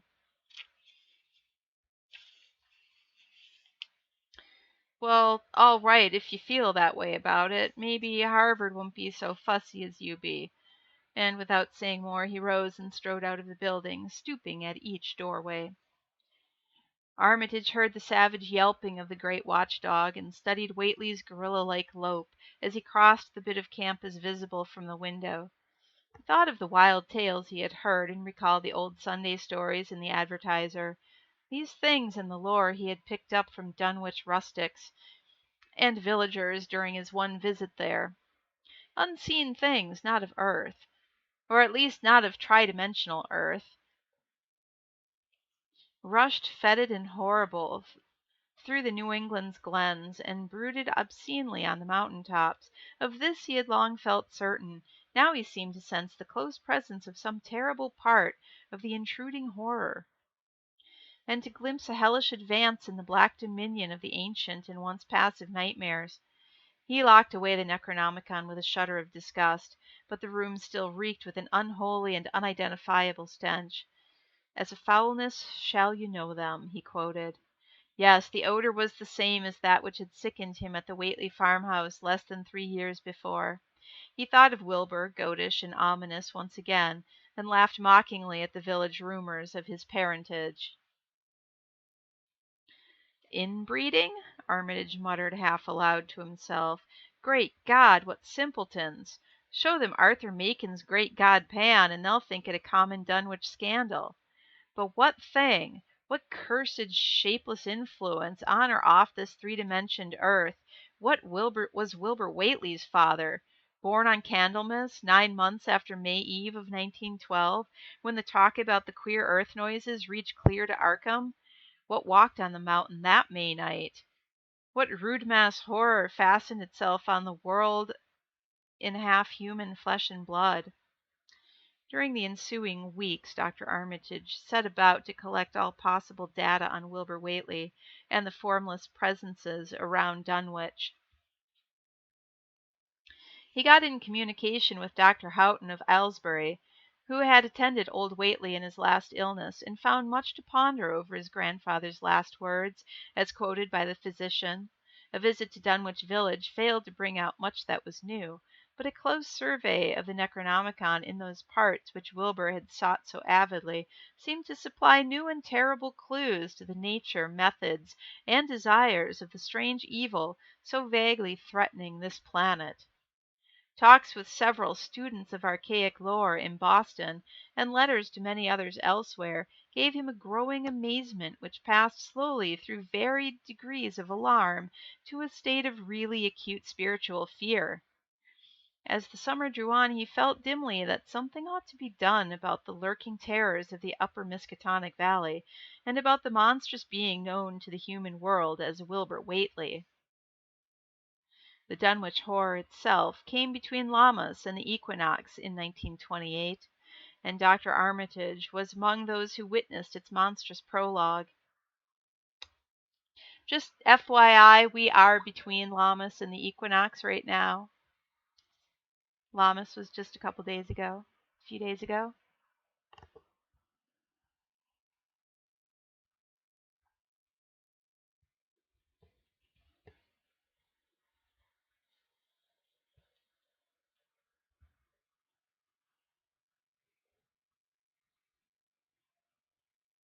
The Dunwich Horror itself came between Lammas and the equinox of 1928, and Dr. Armitage was among those who witnessed its monstrous prologue.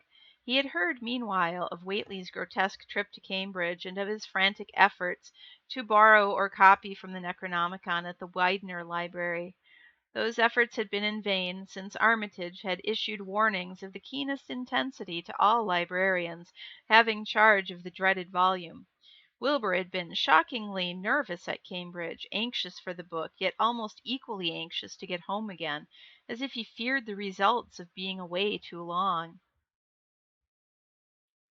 Early in August, the half-expected outcome developed, and in the small hours of the 3rd, Dr. Armitage was awakened suddenly by the wild, fierce cries of the savage watchdog on the college campus. Deep and terrible, the snarling, half-mad growls and barks continued, always in mounting volume, but with hideous, significant pauses. Then there rang out a scream from a wholly different throat, such a scream as roused half the sleepers of Arkham and haunted their dreams ever afterward. Such a scream as could come from no being born of earth, or wholly of earth.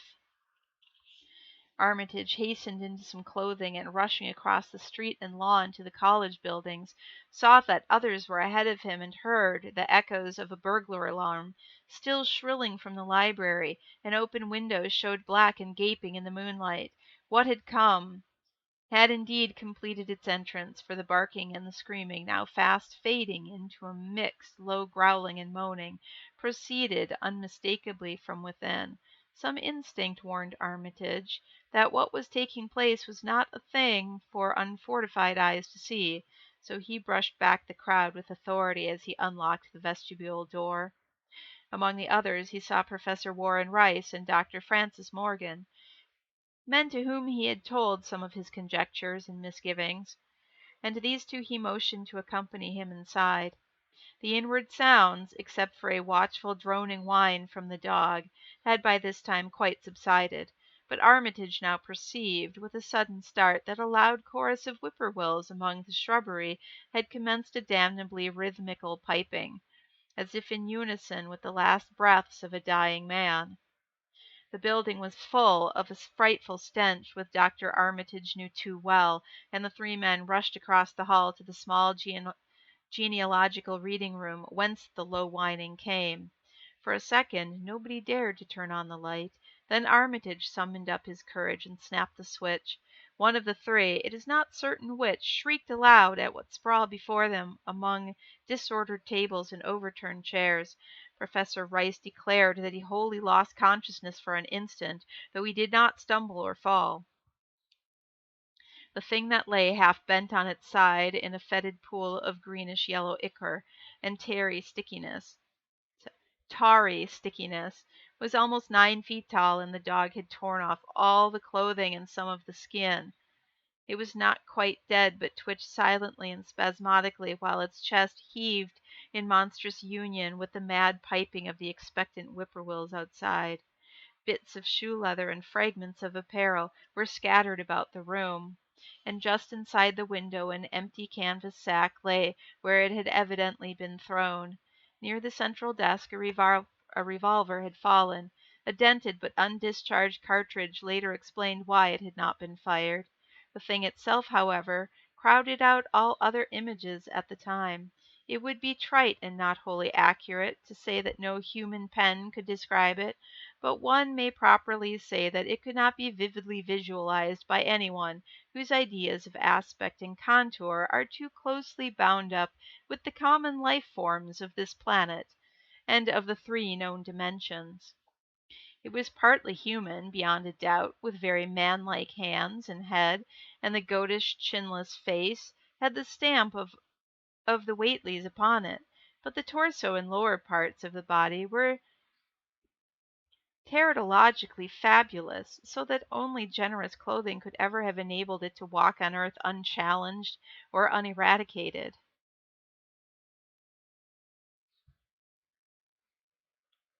So it was physically slightly different in body, which of course means it should be murdered, right? Crazy people. No tolerance.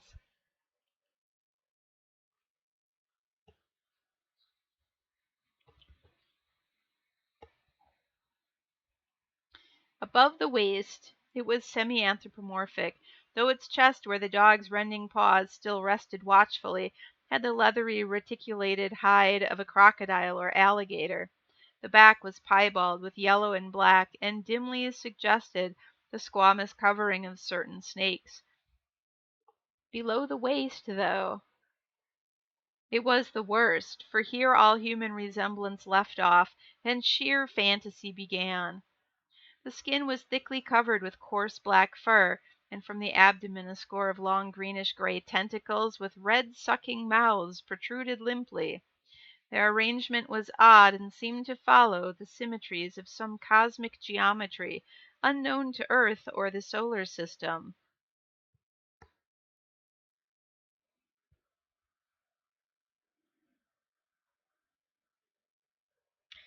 From the abdomen, tentacles. From the abdomen, tentacles.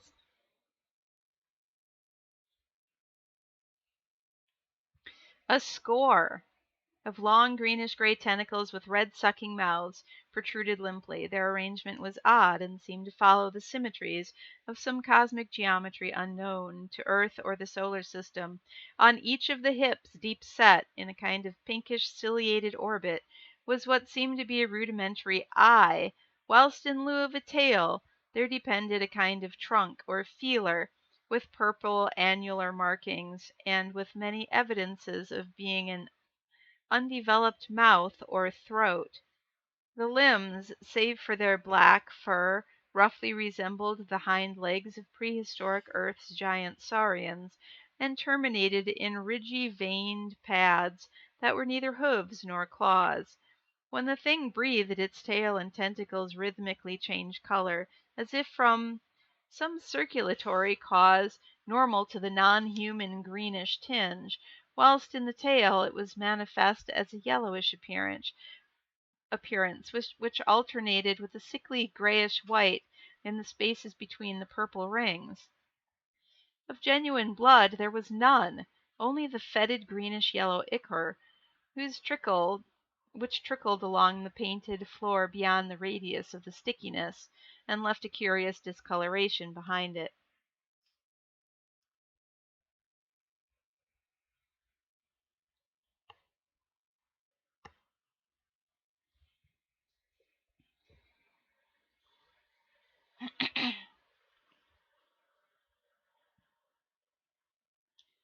As the presence of the three men seemed to rouse the dying thing, it began to mumble without turning or raising its head. Dr. Armitage made no written record of its mouthings, but asserted confidently that nothing in English was uttered. At first the syllables defied all correlation with any speech of earth, but toward the last there came some disjointed fragments evidently taken from the Necronomicon, that monstrous blasphemy in quest of which the thing had perished. These fragments, as Armitage recalls them, ran something like Gai Nahaha Buchshachach Yagsathath. They trailed off into nothingness as the whippoorwills shrieked in rhythmic crescendos of unholy anticipation. Yes, Brush Guy, we all enjoy us some nice succulent ichor. No, no. Oh, it's too late, too late.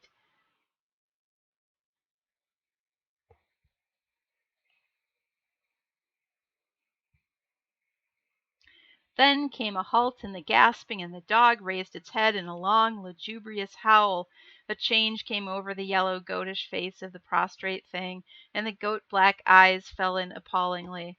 Outside the window the shrilling of the whippoorwills had suddenly ceased, and above the murmurs of the gathering crowd there came the sound of a panic-struck whirring and fluttering. Against the moon vast clouds of feathery watchers rose and raced from sight, frantic at that which they had sought for prey. All at once the dog started up abruptly, gave a frightened bark, and leaped nervously out of the window by which it had entered. A cry rose from the crowd, and Dr. Armitage shouted to the men outside that no one must be admitted till the police or medical examiner came. He was thankful that the windows were just too high to permit of peering in, and drew the dark curtains carefully down over each one. By this time 2 policemen had arrived, and Dr. Morgan, meeting them in the vestibule, was urging them for their own sakes to postpone entrance to the stench-filled reading room till the examiner came and the prostrate thing could be covered up. Meanwhile, frightful changes were taking place on the floor.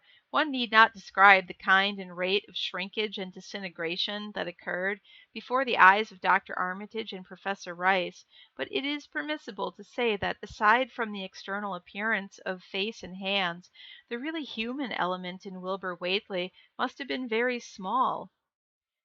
When the medical examiner came, there was only a sticky whitish mass on the painted boards, and the monstrous odor had nearly disappeared.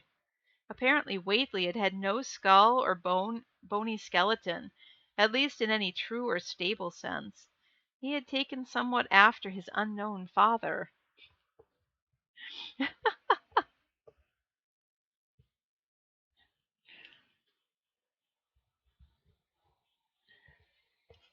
Chapter 7.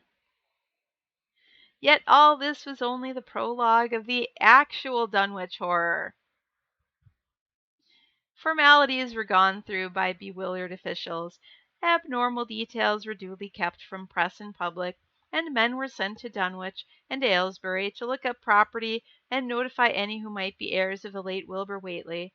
They found the countryside in great agitation, both because of the growing rumblings beneath the domed hills, and because of the unwonted stench and the surging, lapping sounds which came increasingly from the great empty shell formed by Whately's boarded-up farmhouse. Earl Sawyer, who tended the horse and cattle during Wilbur's absence, had developed a woefully acute case of nerves. The officials devised excuses not to enter the noisome boarded place. Excuse me. And were glad to confine their survey of the deceased's living quarters, the newly mended sheds, to a single visit. They filed a ponderous report at the courthouse in Aylesbury, and litigations concerning heirship are said to be still in process amongst the innumerable Whateleys, decayed and undecayed, of the upper Miskatonic Valley. I love that they have the decayed Whateleys and the undecayed Whateleys. And of course, they're talking about genetic decadence, not like The Walking Dead.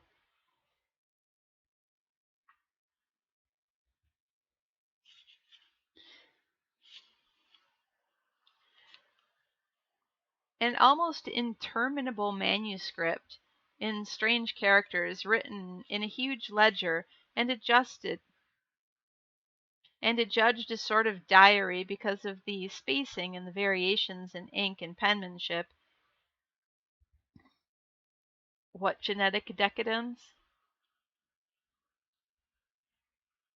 Decadence. Dead can dance. It's not Dead Can Dance. Is it? The Real Horrors of Dunwich. Yes, the Dead Can Dance.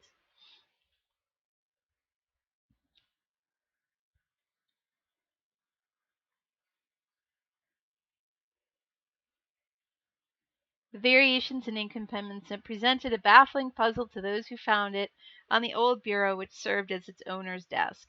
After a week of debate it was sent to Miskatonic University, together with the deceased's collection of strange books, for study and possible translation. but even the best linguists soon saw that it was not likely to be unriddled with ease. No trace of the ancient gold with which Wilbur and old Whately had always paid their debts has yet been discovered. It was in the dark of September 9th that the horror broke loose. The hill noises had been very pronounced during the evening, and dogs barked frantically all night. Early risers on the 10th noticed a peculiar stench in the air. About 7 o'clock Luther Brown, the hired boy at George Corey's, between Cold Spring Glen and the village, rushed frenziedly back from his morning trip to Ten Acre Meadow with the cows. He was almost convulsed with fright as he stumbled into the kitchen, and in the yard outside the no less frightened herd were pawing and lowing pitifully, having followed the boy back in the panic they shared with him. Between gasps Luther tried to stammer out his tale to Mrs. Corey. "Up there in the wood beyond the glen, Miss Corey. There's something been there. It smells like thunder, and all the bushes and little trees is pushed back from the road like a house had been moved along it. And that ain't the worst, neither. They're prints in the road, Miss Corey, great round prints as big as barrels, all sunk down deep like an elephant had been along, only there's a sight more nor 4 feet could make. I looked at one or two of 'em before I run, and I seed every one was covered with lines spreading out from one place, like as if big palm leaf fans, twice or 3 times as big as any there is.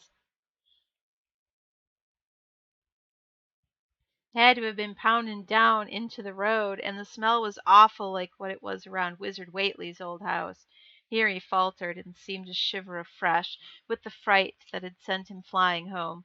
Mrs. Corey, unable to extract more information, began telephoning the neighbors, thus starting it on the rounds, the overture of panic that heralded the major terrors. When she got to Sally Sawyer, housekeeper at Seth Bishop's, the nearest place to Whately's, it became her turn to listen instead of transmit, for Sally's boy Chauncey, who slept poorly, had been up on the hill toward Whately's, and had dashed back in terror after one look at the place, and at the pasturage where Mr. Bishop's cows had been left out all night. "Yes, Miss Corey," came Sally's tremulous voice over the party wire. "Chauncey's just come back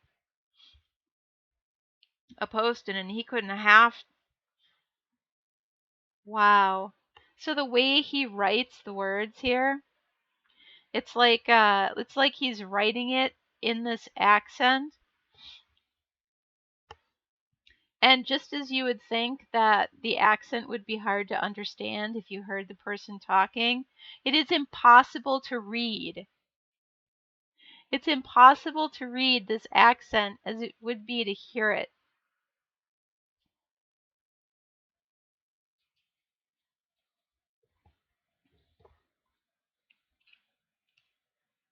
That's annoying. I hate when authors do that.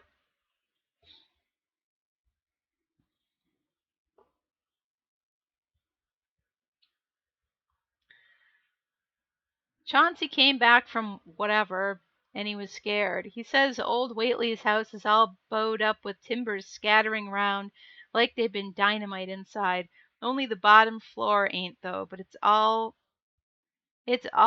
over with a kind of tar-like stuff that smells awful and drips down off of the edges onto the ground. What the side timbers is blowed away, and they ain't awful, and they's awful kinder marks in the yard. Great round marks, bigger around than a hogshead, and all sticky with stuff like it is on the blowed up house. Chancey says they lead off into the meadow, where a great swath wider than the barn is matted down, and all the walls tumbled every which way wherever it goes.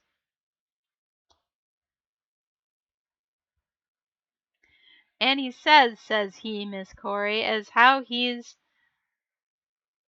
sought to look for Seth's cows, frightened as he was, and found 'em in the upper pasture nigh the Devil's Hop yard in an awful shape, half of 'em clean gone, and nigh half of them left is sucked most dry of blood, with sores on 'em like they been on Whately's cattle ever since Lavinia's black brat was born. Seth he'd gone out now to look at 'em, though I'll vow he won't care to get very close to Wizard Whately's. Chancey didn't look careful to see what the big matted down swath led after it left the pasturage, but he says he thinks it pointed towards the Glen road to the village.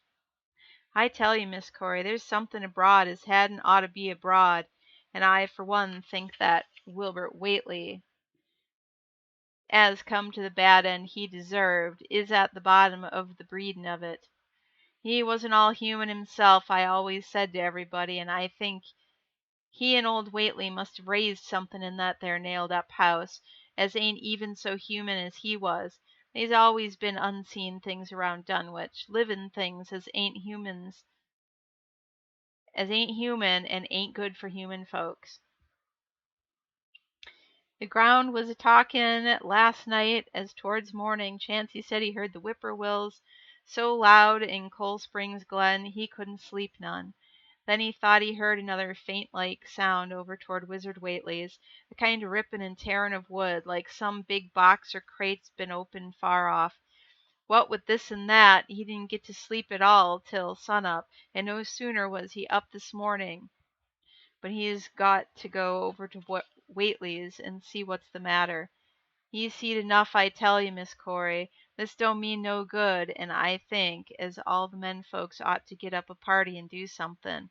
I know something awful's about, and I feel my time is nigh, though only God knows just what it is. Hey, Callie.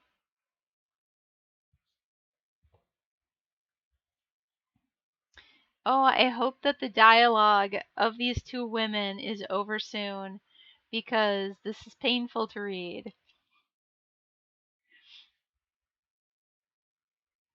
So, Callie, I am reading the Dunwich Horror right now, and it should be done fairly soon.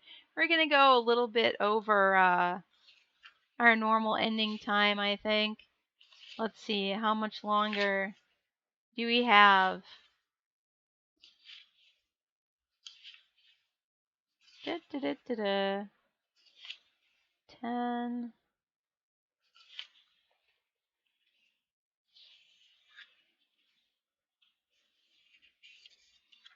Not that far. Not that far. I think we can finish this today. I'll just be going later.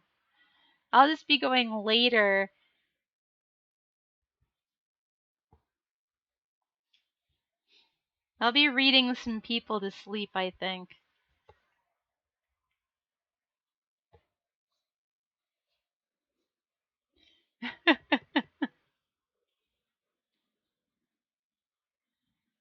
Did your Luther take account of where them big tracks led to? No?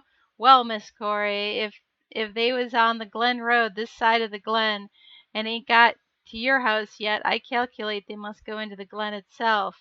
They would do that. I always say Cold Springs Glen ain't no healthy nor decent place. The whippoorwills and fireflies there never did act like they was creatures of God, and them that as says he can hear strange things and rushin' and talkin' in the air down there if you stand in the right place, between the rock falls and Bear's Den.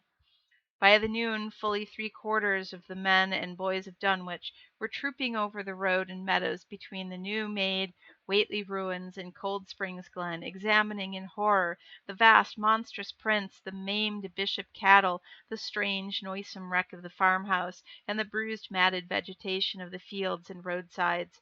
Whatever had burst loose upon the world had assuredly gone down into the great sinister ravine, for all the trees on the banks were bent and broken, and a great avenue had been gouged in the precipice hanging underbrush. It was as though a house, launched by an avalanche, had slid down through the tangled growth of the almost vertical slope.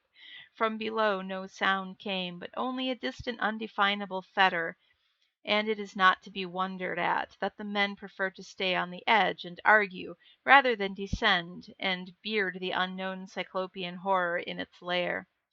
3 dogs that were with the party had barked furiously at first, but seemed cowed and reluctant when near the Glen.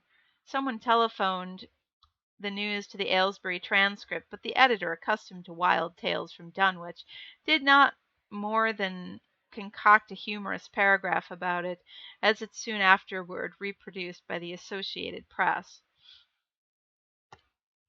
That night everyone went home, and every house and barn was barricaded as stoutly as possible. Needless to say, no cattle were allowed to remain in open pasturage. About 2 in the morning, a frightful stench and the savage barking of the dogs awakened the household at Elmer Fry's, on the eastern edge of Cold Spring Glen, and all agreed that they could hear a sort of muffled swishing or lapping sound from somewhere outside. Mrs. Fry proposed telephoning the neighbors, and Elmer was about to agree when the noise of splintering wood burst in upon their deliberations. It came apparently from the barn, and was quickly followed by the hideous screaming and stamping amongst the cattle. The dogs slavered and crouched close to the feet of the fear-numbed family. Fry lit a lantern through force of habit, but knew it would be death to go out into the black farmyard. The children and the women folk whimpered, kept from screaming by some obscure vestigial instinct of defense which told them that their lives depended on silence. At last the noise of the cattle subsided to a pitiful moaning, and a great snapping, crashing, and crackling sound ensued. The Frys, huddled together in the sitting room, did not dare to move until the last echoes died away far down in Cold Springs Glen. Then, amidst the dismal moans from the stable and the demoniac piping of late whippoorwills in the glen, Selina Fry tottered to the telephone and spread the news she could of the second phase of the horror. The next day all the countryside was in a panic, and cowed, uncommunicative groups came and went where the fiendish thing had occurred. 2 titan swaths of destruction stretched from the glen to the Fry farmyard. Monstrous prints covered the bare patches of ground, and one side of the old red barn had completely caved in. Of the cattle only a quarter could be found and identified. Some of these were in curious fragments, and all that survived had to be shot. Earl Sawyer suggested that help he asked from Aylesbury or Arkham, but others maintained it would be of no use. Old Zebulon Whately, of a branch that hovered about halfway between soundness and decadence, made darkly wild suggestions about rites that ought to be practiced on the hilltops. He came of a line where tradition ran strong, and his memories of chanting in the great circles were not altogether connected with Wilbur and his grandfather. Darkness fell upon a stricken countryside, too passive to organize for real defense. In a few cases, closely related families would band together and watch in the gloom under one roof, but in general there was only a repetition of the barricading of the night before, and a futile, ineffective gesture of loading muskets and setting pitchforks handily about. Nothing, however, occurred except some hill noises, and when the day came there were many who hoped that the new horror had gone as swiftly as it had come. There were even bold souls who proposed an offensive expedition down in the glen, though they did not venture to set an actual example to the still reluctant majority. When night came again, the barricading was repeated, though there was less huddling together of families. In the morning both the Fry and the Seth Bishop households reported excitement among the dogs, and vague sounds and stenches from afar, while early explorers noted with horror a fresh set of the monstrous tracks in the road skirting Sentinel Hill. As before, the sides of the road showed a bruising indicative of the blasphemously stupendous bulk of the horror, while the conformation of the tracks seemed to argue a passage in 2 directions, as if the mourning mountains had come from Cold Springs Glen and returned to it along the same path. At the base of the hill a 30-foot swath of crushed shrubbery saplings led steeply upward, and the seekers gasped when they saw that even the most perpendicular places did not deflect the inexorable trail. Whatever the horror was, it could scale a sheer stony cliff of almost complete verticality, and as the investigators climbed around to the hill's summit by safer routes, they saw that the trail ended, or rather reversed, there. It was here that the Whateleys used to build their hellish fires and chant their hellish rituals by the table-like stone on May Eve and Hallowmass. Now that very stone formed the center of a vast space thrashed around by the mountainous horror. whilst upon its slightly concave surface was a thick and fetid deposit of the same tarry stickiness observed on the floor of the ruined Whately farmhouse when the horror escaped. Men looked at one another and muttered. Then they looked down the hill. Apparently the horror had descended by a route much the same as that of its ascent. To speculate was futile. Reason, logic, and normal ideas of motivation stood confounded. Only old Zebulon, who was not with the group, could have done justice to the situation, or suggested a plausible explanation. Thursday night began much like the others, but it ended less happily. The whippoorwills in the glen had screamed with such unusual persistence that many could not sleep, and about 3 a.m. all the party telephones rang tremulously. Those who took down their receivers heard a fright-mad voice shrieking out, "Help! Oh my God!" and some thought a crashing sound followed the breaking off of the exclamation. There was nothing more. No one dared do anything, and no one knew till morning whence the call came. Then those who had heard it called everyone on the line and found that only the Frys did not reply. The truth appeared about an hour later, when a hastily assembled group of armed men trudged out to the Fry place at the head of the glen. It was horrible, yet hardly surprise.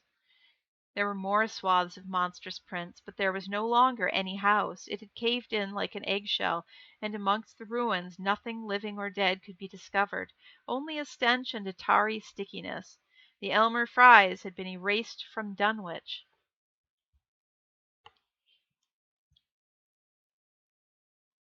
Chapter 8.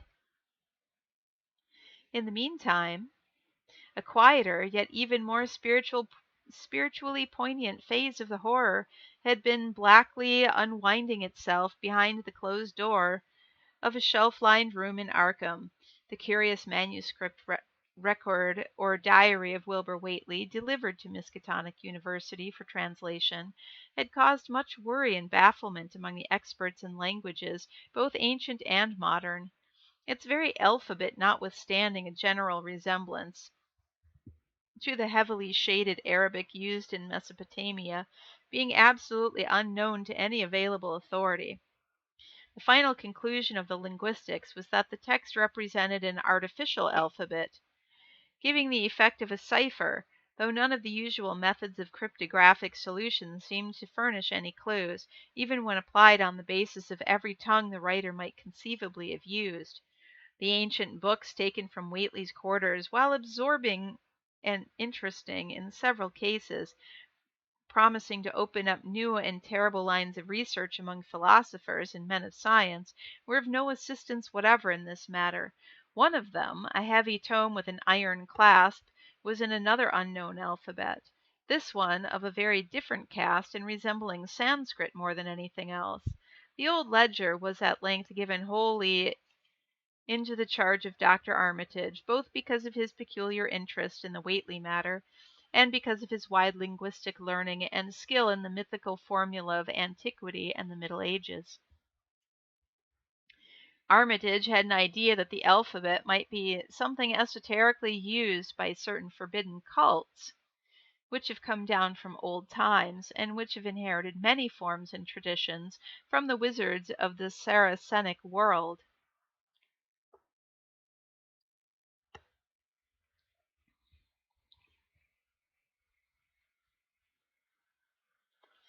That question, however, he did not deem vital, since it would be unnecessary to know the origin of the symbols, if, as he suspected, they were used as a cipher in a modern language. It was his belief that, considering the great amount of text involved, the writer would scarcely have wished the trouble of using another speech than his own, save perhaps in certain special formulae and incantations. Accordingly, he attacked the manuscript with a preliminary assumption that the bulk of it was in English. Dr. Armitage knew from the repeated failures of his colleagues that the riddle was a deep and complex one, and that no simple mode of solution could merit even a trial.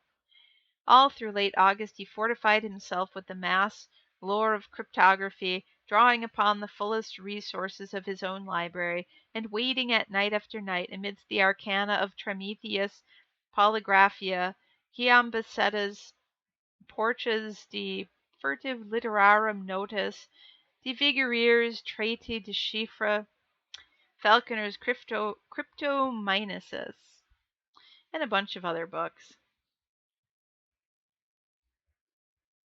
I'm just paraphrasing. It's a bunch of other books, and I really don't want to read all these fake book names.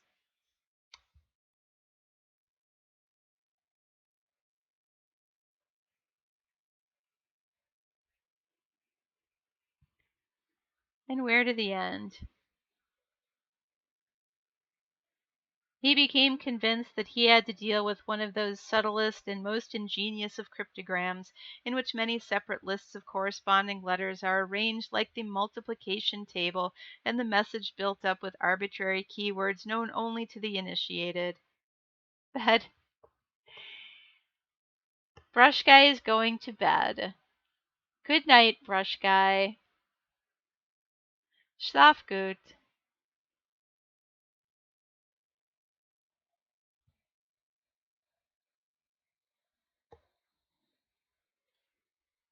The older authorities seemed rather more helpful than the newer ones, and Armitage concluded that the code of the manuscript was one of great antiquity, no doubt handed down through a long line of mystical experimenters. Several times he seemed near daylight, only to be set back by some unforeseen obstacle. Then, as September approached, the clouds began to clear.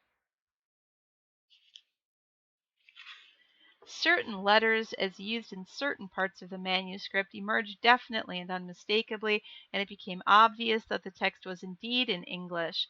On the evening of September 2nd, the last major barrier gave way, and Dr. Armitage read for the first time a continuous passage of Wilbur Whately's Annals. It was in truth a diary, as all had thought, and it was couched in a style clearly showing the mixed occult erudition and general illiteracy of the strange being who wrote it. Almost the first long passage that Armitage deciphered, an entry dated November 26, 1916, proved highly startling and disquieting. It was written, he remembered, by a child of 3 1/2 who looked like a lad of 12 or 13.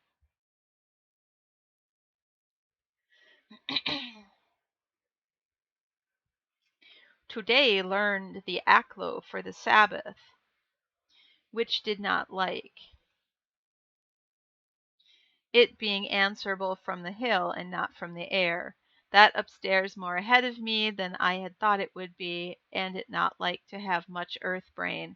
Shot Elam Hutchinson's collie Jack when he went to bite me, and Elam says he would kill me if he dast. I guess he won't. Grandfather kept me saying the dough formula last night, and I think I saw the inner city at the second magnetic poles. I shall go to those poles when the earth is cleared off, if I can't break through with the dough na formula when I commit it. They from the air told me at Sabbath that it will be years before I can clear off the earth, and I guess grandfather will be dead by then, so I shall have to learn all the angles of the planes and all the formulas between the and the inger. They from outside will help, but they cannot take body without human blood. That upstairs looks it will have the right cast. I can see it a little when I make the Vorish sign, or blow the powder of Ibn on it, and it is near like them at May Eve on the hill. The other faces may wear off some. I wonder how I shall look when the earth is cleared and there are no earth beings on it. He that came with the Aklo Sabbath said I may be transfigured, there being much of outside to work on. Morning found Dr. Armitage in a cold sweat of terror and a frenzy of wakeful concentration. He had not left the manuscript all night, but sat at his table under the electric light, turning page after page with shaking hands, as fast as he could decipher the cryptic text. He had nervously telephoned his wife he would not be home, and when she brought him breakfast from the house he could scarcely dispose of a mouthful. All that day he read on, now and then halted maddeningly, as reapplication of the complex key became necessary. Lunch and dinner were brought him, but he ate only the smallest fraction of either. Toward the middle of the next night he drowsed off in his chair, but soon woke out of a tangle of nightmares almost as hideous as the truths and menaces to man's existence that he had uncovered. On the morning of September 4th, Professor Rice and Dr. Morgan insisted on seeing him for a while, and departed trembling and ashen gray. That evening he went to bed, but slept only fitfully. Wednesday, the next day, he was back at the manuscript and began to take copious notes, both from the current sections and from those he had already deciphered. In the small hours of that night he slept a little in an easy chair in his office, but was at the manuscript again before dawn. Some time before noon his physician, Dr. Hartwell, called to see him and insisted that he cease work. He refused, intimating that it was of the most vital importance for him to complete the reading of the diary and promising an explanation in due course of time. That evening, just as twilight fell, he finished his terrible perusal and sank back exhausted. His wife, bringing his dinner, found him in a half comatose state, but he was conscious enough to warn her off with a sharp cry when he saw her eyes wander toward the notes he had taken. Weakly rising, he gathered up the scribbled papers and sealed them all in a great envelope, which he immediately placed in his inside coat pocket. He had sufficient strength to get home, but was so clearly in need of medical aid that Dr. Hartwell was summoned at once. As the doctor put him to bed, he could only mutter over and over again, "But what in God's name can we do?" Dr. Armitage slept, but was partially delirious the next day. He made no explanations to Hartwell, but in his calmer moments spoke of the imperative need of a long conference with Rice and Morgan. His wilder wanderings were very startling indeed, including frantic appeals that something in a boarded-up farmhouse be destroyed, and fantastic references to some plan for the extirpation of the entire human race and all animal and vegetable life from the earth by some terrible elder race of beings from another dimension. He would shout that the world was in danger, since the elder thing wished to strip it and drag it away from the solar system and cosmos of matter into some other plane or phase of entity from which it had once fallen, vigintillions of eons ago. Vigintillions of eons. Is that like a gajillion? I feel like that's like a gajillion eons. Vigintillions of eons ago. At other times he would call for the dreaded Necronomicon and the Demonolarium, in which he seemed hopeful of finding some formula to check the peril he conjured up. "Stop them! Stop them!" he would shout. "Those Whateleys mean to let them in, and the worst of all is left. Tell Rice and Morgan we must do something. It's a blind business, but I know how to make the powder. It hasn't been fed since the 2nd of August, when Wilbur came here to his death, and at that rate—" But Armitage had a sound physique despite his 73 years, and slept off his disorder that night without developing any real fever. He woke late Friday, clear of head, though sober with a gnawing fear and tremendous sense of responsibility. Saturday afternoon he felt able to go over to the library and summon Rice and Morgan for a conference.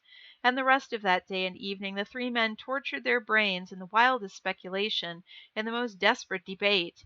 Strange and terrible books were drawn voluminously from the stack shelves and from secure places of storage, and diagrams and formulae were copied with feverish haste and in bewildering abundance. Of skepticism there was none. All three had seen the body of Wilbur Whately as it lay on the floor in the room of that very building, and after that not one of them could feel even slightly inclined to treat the diary as a madman's ravings. Opinions were divided as to notifying the Massachusetts State Police, and the negative finally won. There were things involved which simply could not be believed by those who had not seen a sample, as indeed was made clear during certain subsequent investigations.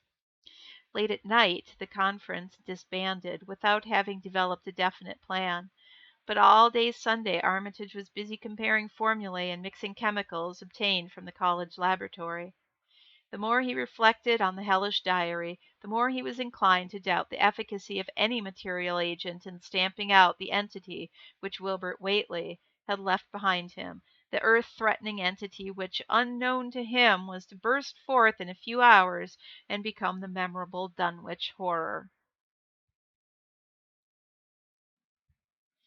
Monday was a repetition of Sunday with Dr. Armitage, for the task in hand required an infinity of research and experiment. Further consultations of the monstrous diary brought about various changes of the plan, and he knew that even in the end a large amount of uncertainty must remain. By Tuesday he had a definite line of action mapped out, and believed he would try to a trip to Dunwich within a week. Then on Wednesday the great shock came. Tucked obscurely away in a corner of the Arkham Advertiser was a facetious little item from the Associated Press, telling what a record-breaking monster the bootleg whiskey of Dunwich had raised up. Armitage, half stunned, could only telephone for Rice and Morgan. Far into the night they discussed, and the next day was a whirlwind of preparation on the part of them all. Armitage knew he would be meddling with terrible powers, yet saw that there was no other way to annul the deeper and more malign muddling which others had done before him. Chapter 9. Friday morning, Armitage, Rice, and Morgan set out by motor for Dunwich, arriving at the village about 1 in the afternoon. The day was pleasant, but even in the brightest sunlight a kind of quiet dread and portent seemed to hover about the strangely domed hills and the deep shadowy ravines of the stricken region.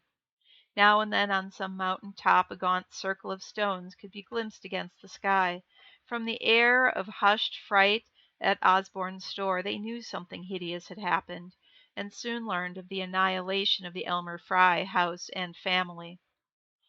Throughout that afternoon they rode around Dunwich, questioning the natives concerning all that had occurred, and seeing for themselves with rising pangs of horror and the drear Fry ruins, with their lingering traces of the tarry stickiness, the blasphemous tracks in the Fry yard, the wounded Seth Bishop cattle, and the enormous swaths of disturbed vegetation in various places.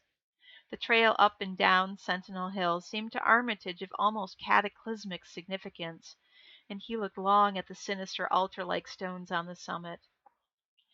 At length the visitors, apprised of a party of state police, which had come from Aylesbury that morning in response to the first telephone reports of the Fry tragedy, decided to seek out the officers and compare notes as far as practicable.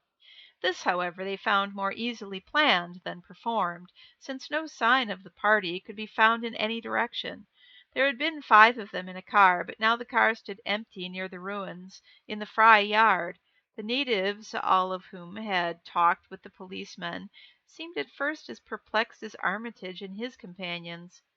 Then old Sam Hutchins thought of something and turned pale, nudging Fred Farr and pointing to the dank, deep hollow that yawned close by. "God," he gasped, "I telled 'em not to go down into the glen, and I never thought nobody'd do it with them tracks and that smell and the whippoorwills all a screechin' down there in the dark of noonday." A cold shudder ran through the natives and visitors alike, and every ear seemed strained in a kind of instinctive, unconscious listening. Armitage, now that he had actually come upon the horror and its monstrous work, trembled with the responsibility he felt to be his. Night would soon fall, and it was then that the mountainous blasphemy lumbered upon its eldritch course. Negotium perambulans in tenebris. The old librarian rehearsed the formula he had memorized, and clutched the paper containing the alternative one he had not memorized. He saw that his electric flashlight was in working order.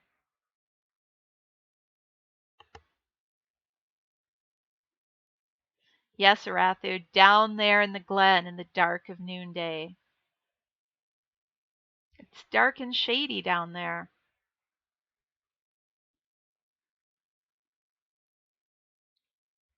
He saw that his electric flashlight was in working order. Rice, beside him, took from a valise a metal sprayer of the sort used in combating insects, while Morgan uncased the big game rifle on which he on which he relied despite his colleagues' warnings that no material weapon would be of help. Armitage, having read the hideous diary, knew painfully well what kind of manifestation to expect, but he did not add to the fright of the Dunwich people by giving any hints or clues. He hoped that it might be conquered without any revelation to the world of the monstrous thing it had escaped. As the shadows gathered, the natives commenced to disperse homeward, anxious to bar themselves indoor, despite the present evidence that all human locks and bolts were useless before a force that could bend trees and crush houses when it chose. They shook their heads at the visitors' plan to stand guard at the Fry ruins near the glen, and as they left had little expectancy of ever seeing the watchers again. There were rumblings under the hills that night, and the whippoorwills piped threateningly. Once in a while a wind sweeping up out of the Cold Springs glen would bring a touch of ineffable fetor to the heavy night air, such a fetor as all three of the watchers had smelled once before when they stood above a dying thing that had passed for 15 years and a half as a human being, but the looked-for terror did not appear. Whatever was down there in the glen was biding its time, and Armitage told his colleagues it would be suicidal to try and attack it in the dark. Morning came wanly, and the night sounds ceased. It was a gray, bleak day, with now and then a drizzle of rain, and heavier and heavier clouds seemed to be piling themselves up beyond the hills to the northwest. The men from Arkham were undecided what to do. Seeking shelter from the increasing rainfall beneath one of the few undestroyed Fry outbuildings, they debated the wisdom of waiting or of taking the aggressive and going down into the glen in quest of their nameless monstrous quarry. The downpour waxed in heaviness, and distant peals of thunder sounded from the horizon. Sheet lightning shimmered, and then a forky bolt flashed near the band, near at hand, as if descending into the accursed glen itself. The sky grew very dark, and the watchers hoped that the storm would prove a short, sharp one, followed by clear weather. It was still gruesomely dark when, not much over an hour later, a confused babble of voices sounded down the road. Another moment brought in view a frightened group of more than a dozen men, running, shouting, and even whimpering hysterically. Someone in the lead began sobbing out words, and the Arkham men started violently when those words developed a coherent form. Oh my God," the voice choked out. "It's a-goin' again, and this time by day. It's out. It's out and movin' this very minute, and out only the Lord knows when it'll be on us all." The speaker panted into silence, but another took up his message. "Nigh on an hour ago Zeb Whately here heard the phone ringin', and it was Miss Corey, George's wife, that lived down by the junction. She says the hired boy Luther was out drivin' in the cows from the storm after the big bolt, when he seen all the trees bendin' at the mouth of the glen, opposite to this side, and smelt the same awful smell he had smelt when he found the big tracks last Monday morning. And he says they was a swishin', lappin' sound, more near what the bent trees and bushes could make, and all of a sudden the trees along the road began to get pushed one side, and there was an awful stompin' and splashin' in the mud. But mind you, Luther, he didn't see nothing at all, only just the bending trees and underbrush.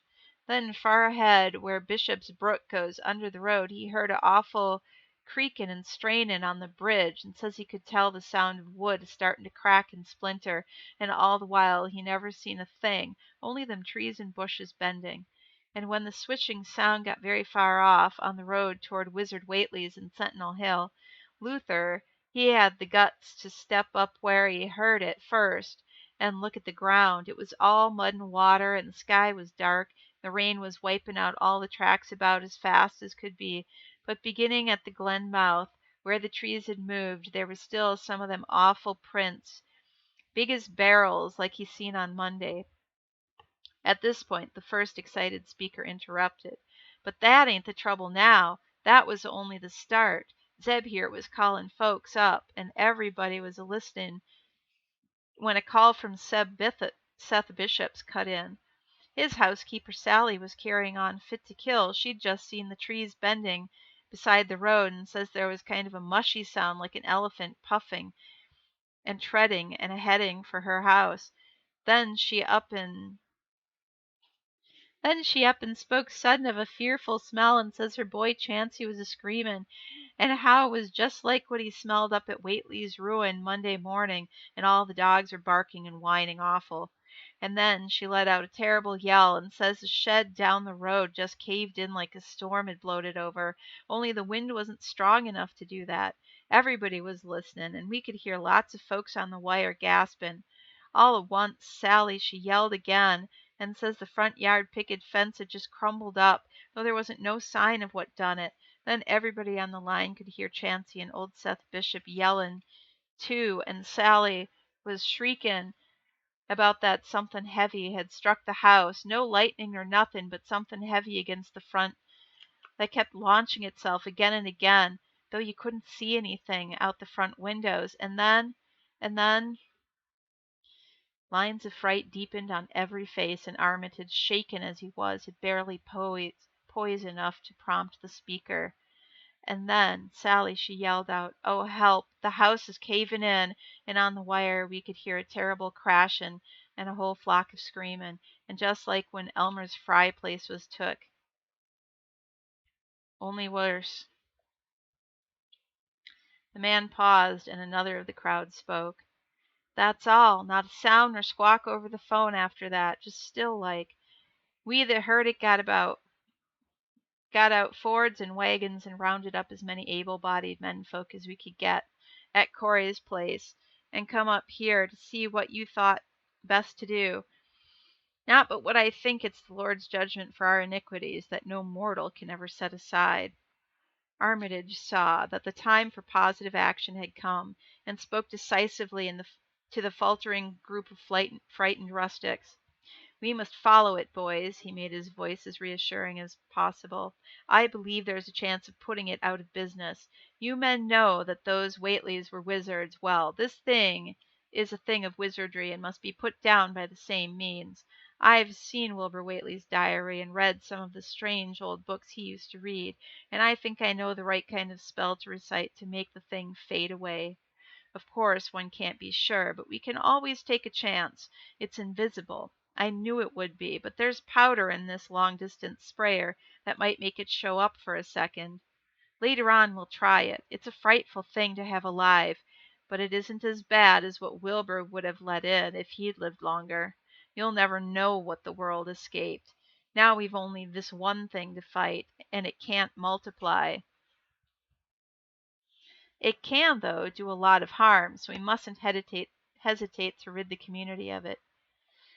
We must follow it, and the way to begin is to go to the place that has just been wrecked.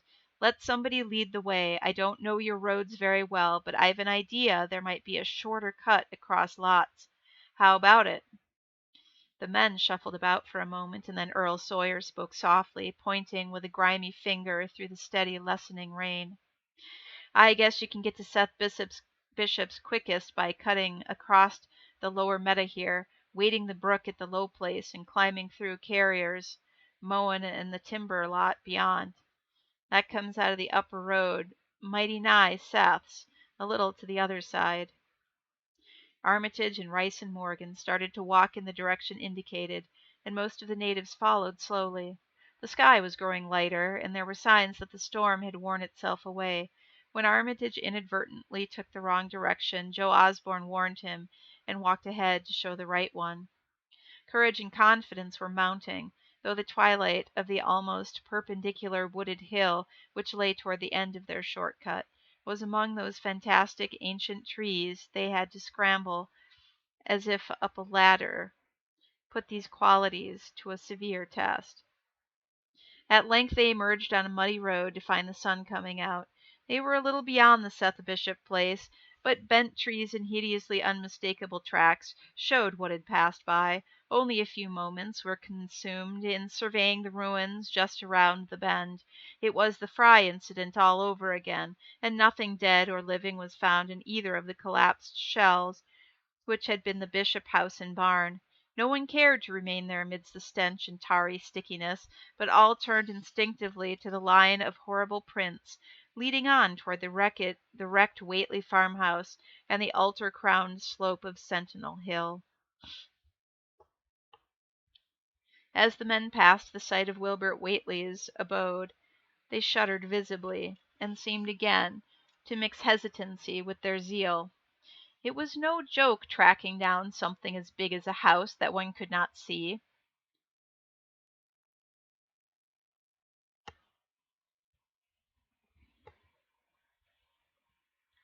But that had all the vicious malevolence of a demon.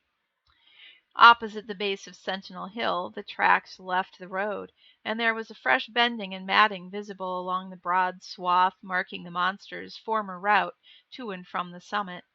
Armitage produced a pocket telescope of considerable power and scanned the steep green side of the hill. Then he handed the instrument to Morgan, whose sight was keener.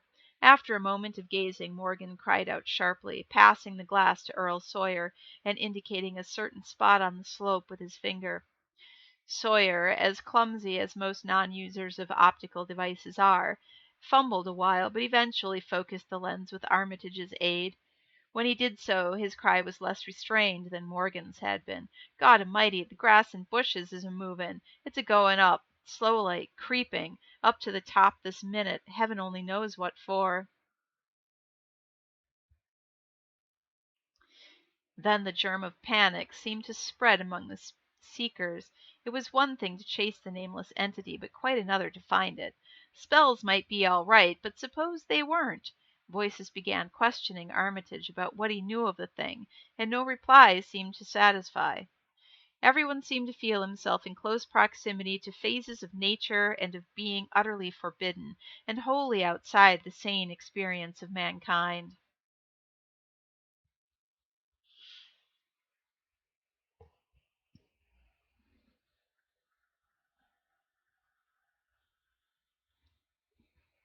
Chapter 10.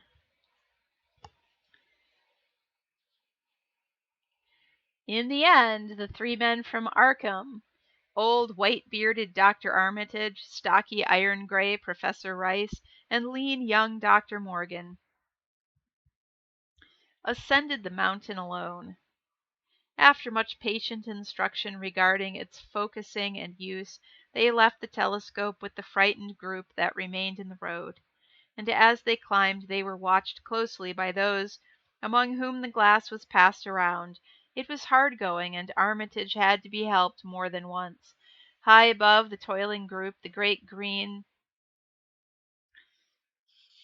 swath trembled as its hellish maker repassed with snail-like deliberateness. Then it was obvious that the pursuers were gaining. Curtis Whately, of the undecayed branch, was holding the telescope when the Arkham party detoured radically from the swath. He told the crowd that the men were evidently trying to get a subordinate peak, which overlooked the swath at a point considerably ahead of where the shrubbery was now bending. This indeed proved to be true, and the party were seen to gain the minor elevation only a short time after the invisible blasphemy had passed it. Then Wesley Corey, who had taken the glass, cried out that Armitage was adjusting the sprayer which Rice held, and that something must be about to happen.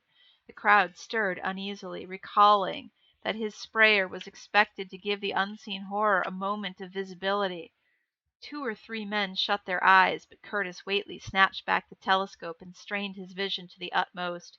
He saw that Rice, from the party's point of vantage above and behind the entity, had an excellent chance of spreading the potent powder with marvelous effect. Those without telescope saw only an instant's flash of gray cloud, a cloud about the size of a moderately large building, near the top of the mountain. Curtis, who held the instrument, dropped it with a piercing shriek into the ankle-deep mud of the road. He reeled and would have crumbled to the ground had not two or three others seized and steadied him. All he could do was moan half inaudibly. "Oh, oh, great God, that There was a pandemonium of questioning, and only Henry Wheeler thought to rescue the fallen telescope and wipe it clean of mud. Curtis was past all coherence, and even isolated replies were almost too much for him. Bigger than a barn, all made of squirming ropes, whole thing sort of shaped like a hen's egg, bigger than anything, with dozens of legs like hogsheads that have shut up when they step.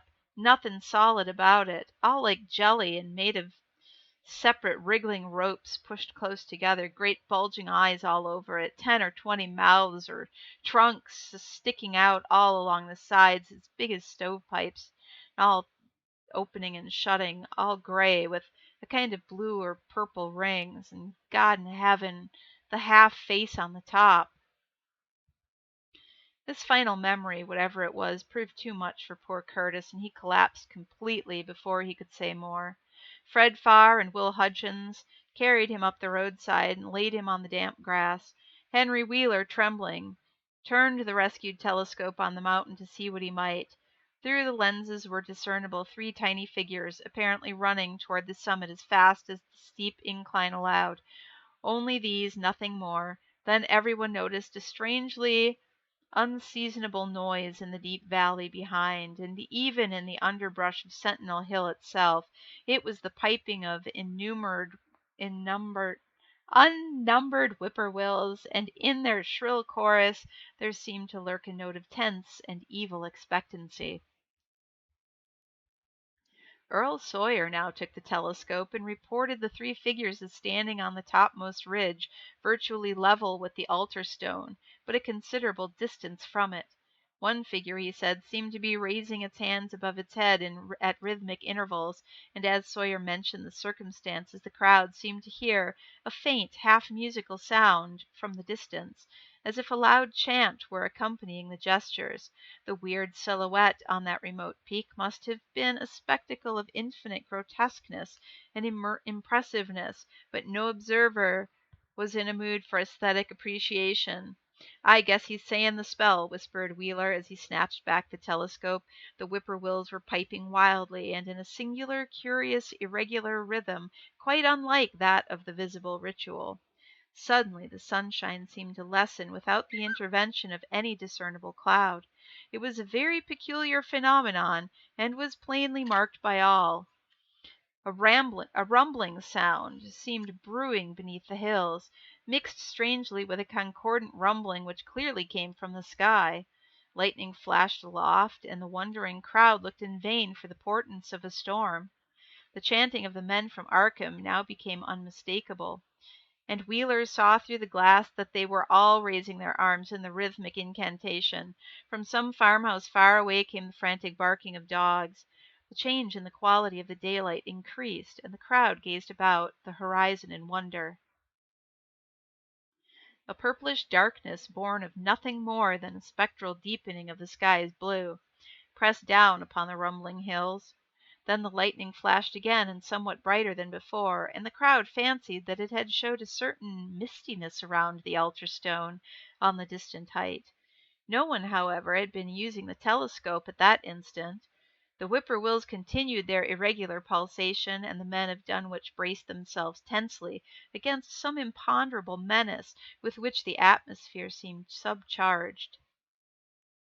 Without warning came those deep, cracked, raucous vocal sounds which will never leave the memory of the stricken group who heard them.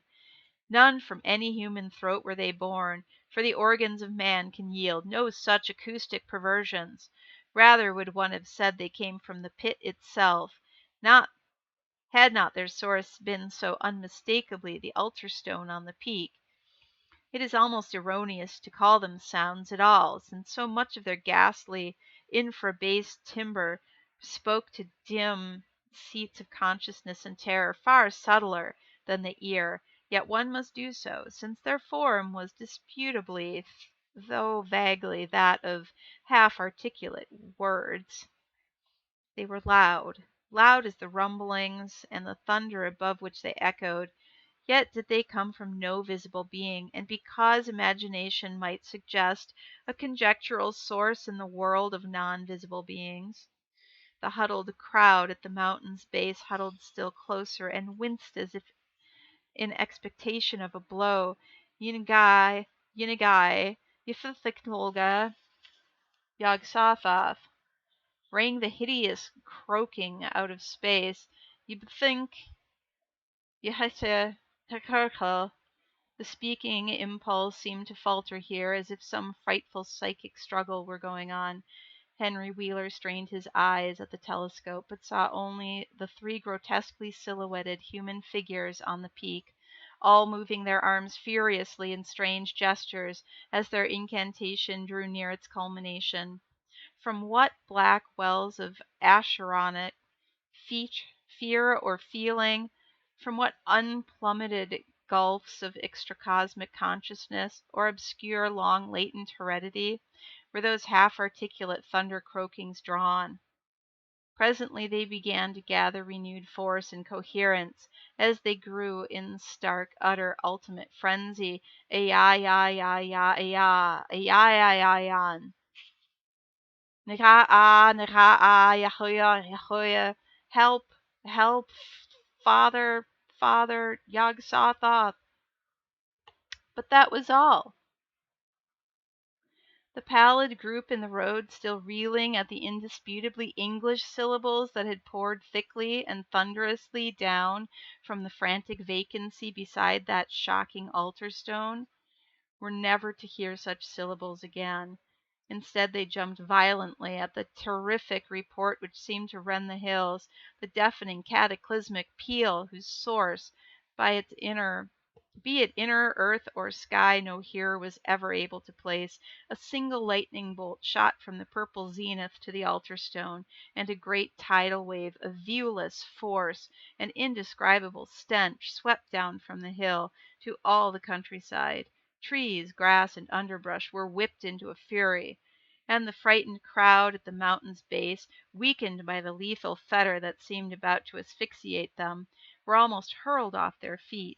Dogs howled from the distance, green grass and foliage wilted to a curious sickly yellow-gray, and over field and forest were scattered the bodies of dead whippoorwills.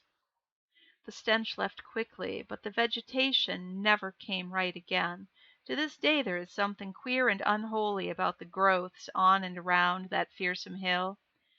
Curtis Whately was only just regaining consciousness when the Arkham men came slowly down the mountain, in the beams of the sunlight once more brilliant and untainted. They were grave and quiet, and seemed shaken by memories and reflections, even more terrible than those which reduced the group of natives to a state of cowed quivering.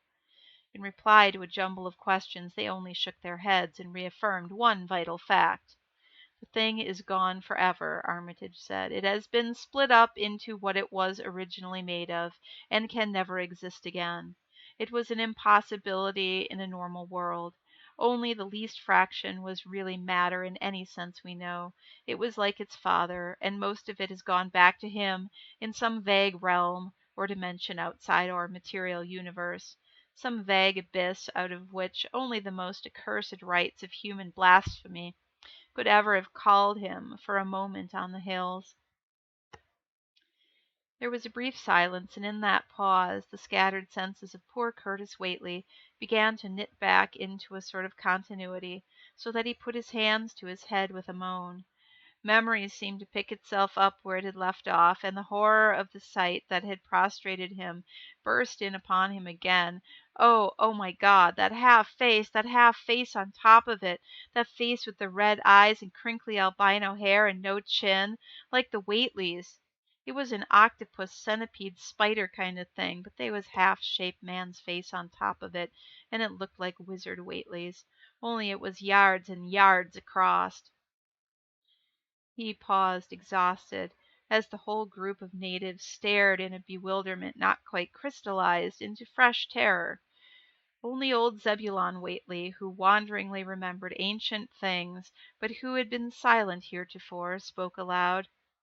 "15 years gone," he rambled, "I heard old Whately say as how some day we'd hear a child of Lavinia's a callin' its father's name on top of Sentinel Hill.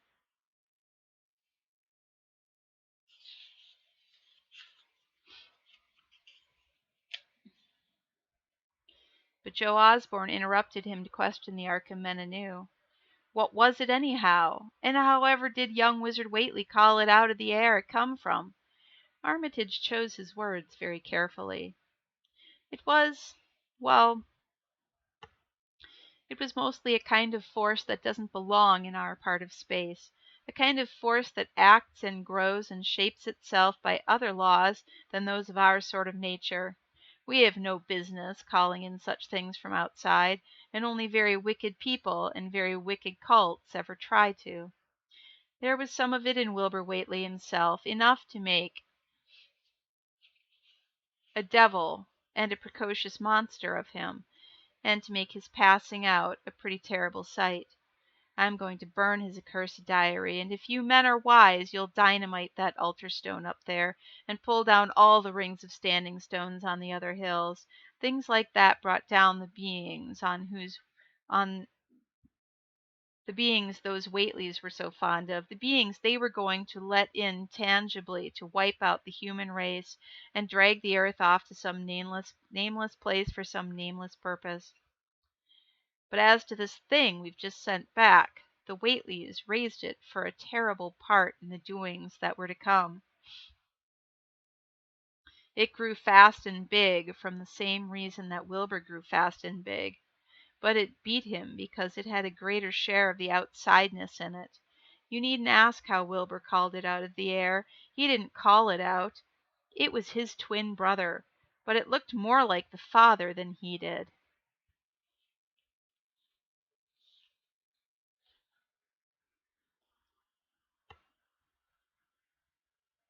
The end.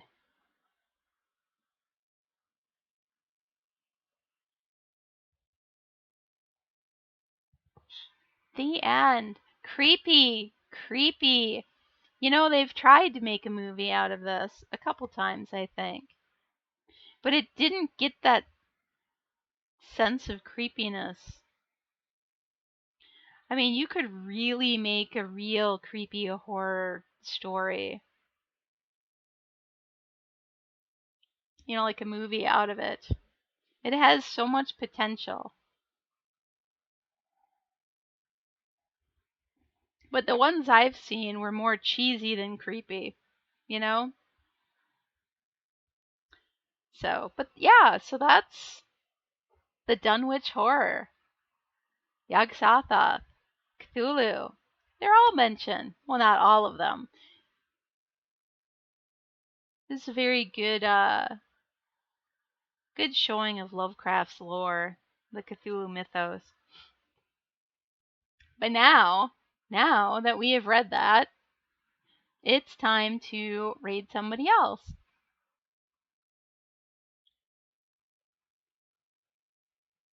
Let's see.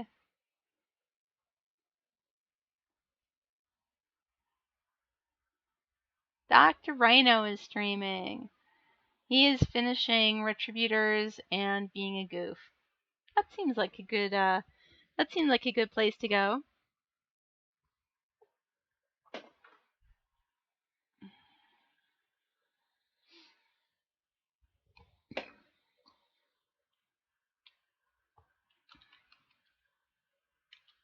Dr. Rhino. Nope, I can't type. Rhino.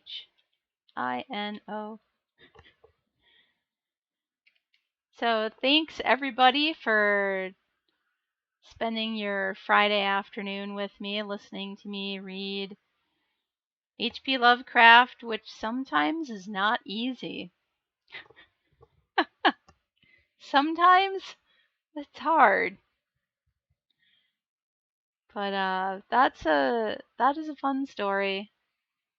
It is a bit more interesting than At the Mountains of Madness, which drags on, but you kind of get the idea that the thing that he summoned was a Shoggoth.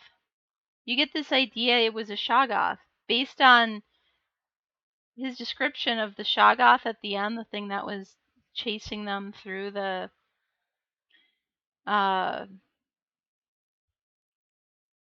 caves, the labyrinths in At the Mountains of Madness just yesterday. Very similar. So anyways, thank you all for hanging out, and we will be doing our podcast this Sunday. And today is the 4th anniversary of our podcast. Today, 4 years ago, we had episode number 1, which is very cool. It doesn't seem like it's been 4 years since we've been doing the podcast. It's crazy. Which means that it's been like over 3 years since I have been streaming. Only on the 17th will I start streaming on my own channel, which I'm pretty excited about. So we have one more week of me on More Than Dice, and after that, I'll be streaming on Kathy Wapple. So come back next Tuesday to see me painting and heckle me while I do it. And stop by our podcast on Sunday night at 6:30 p.m. Central, right here, where we will talk about all sorts of geeky things, gaming and all that stuff. Wormy painting, hey, how are you? Accepted an invite. I just made my very first my Kathy Facebook page, so thank you. Thank you for liking my painting page. I appreciate that. Hey. Yeah, so I have a Facebook page, Kathy Wapple Miniature Painting. Thank you for reminding me because I just created that yesterday morning. It's a new thing. I'm not used to it yet.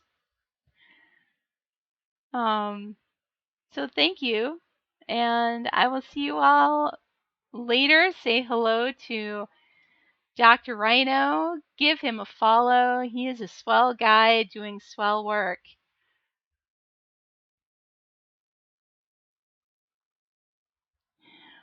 Have a good weekend, everybody. Bye-bye.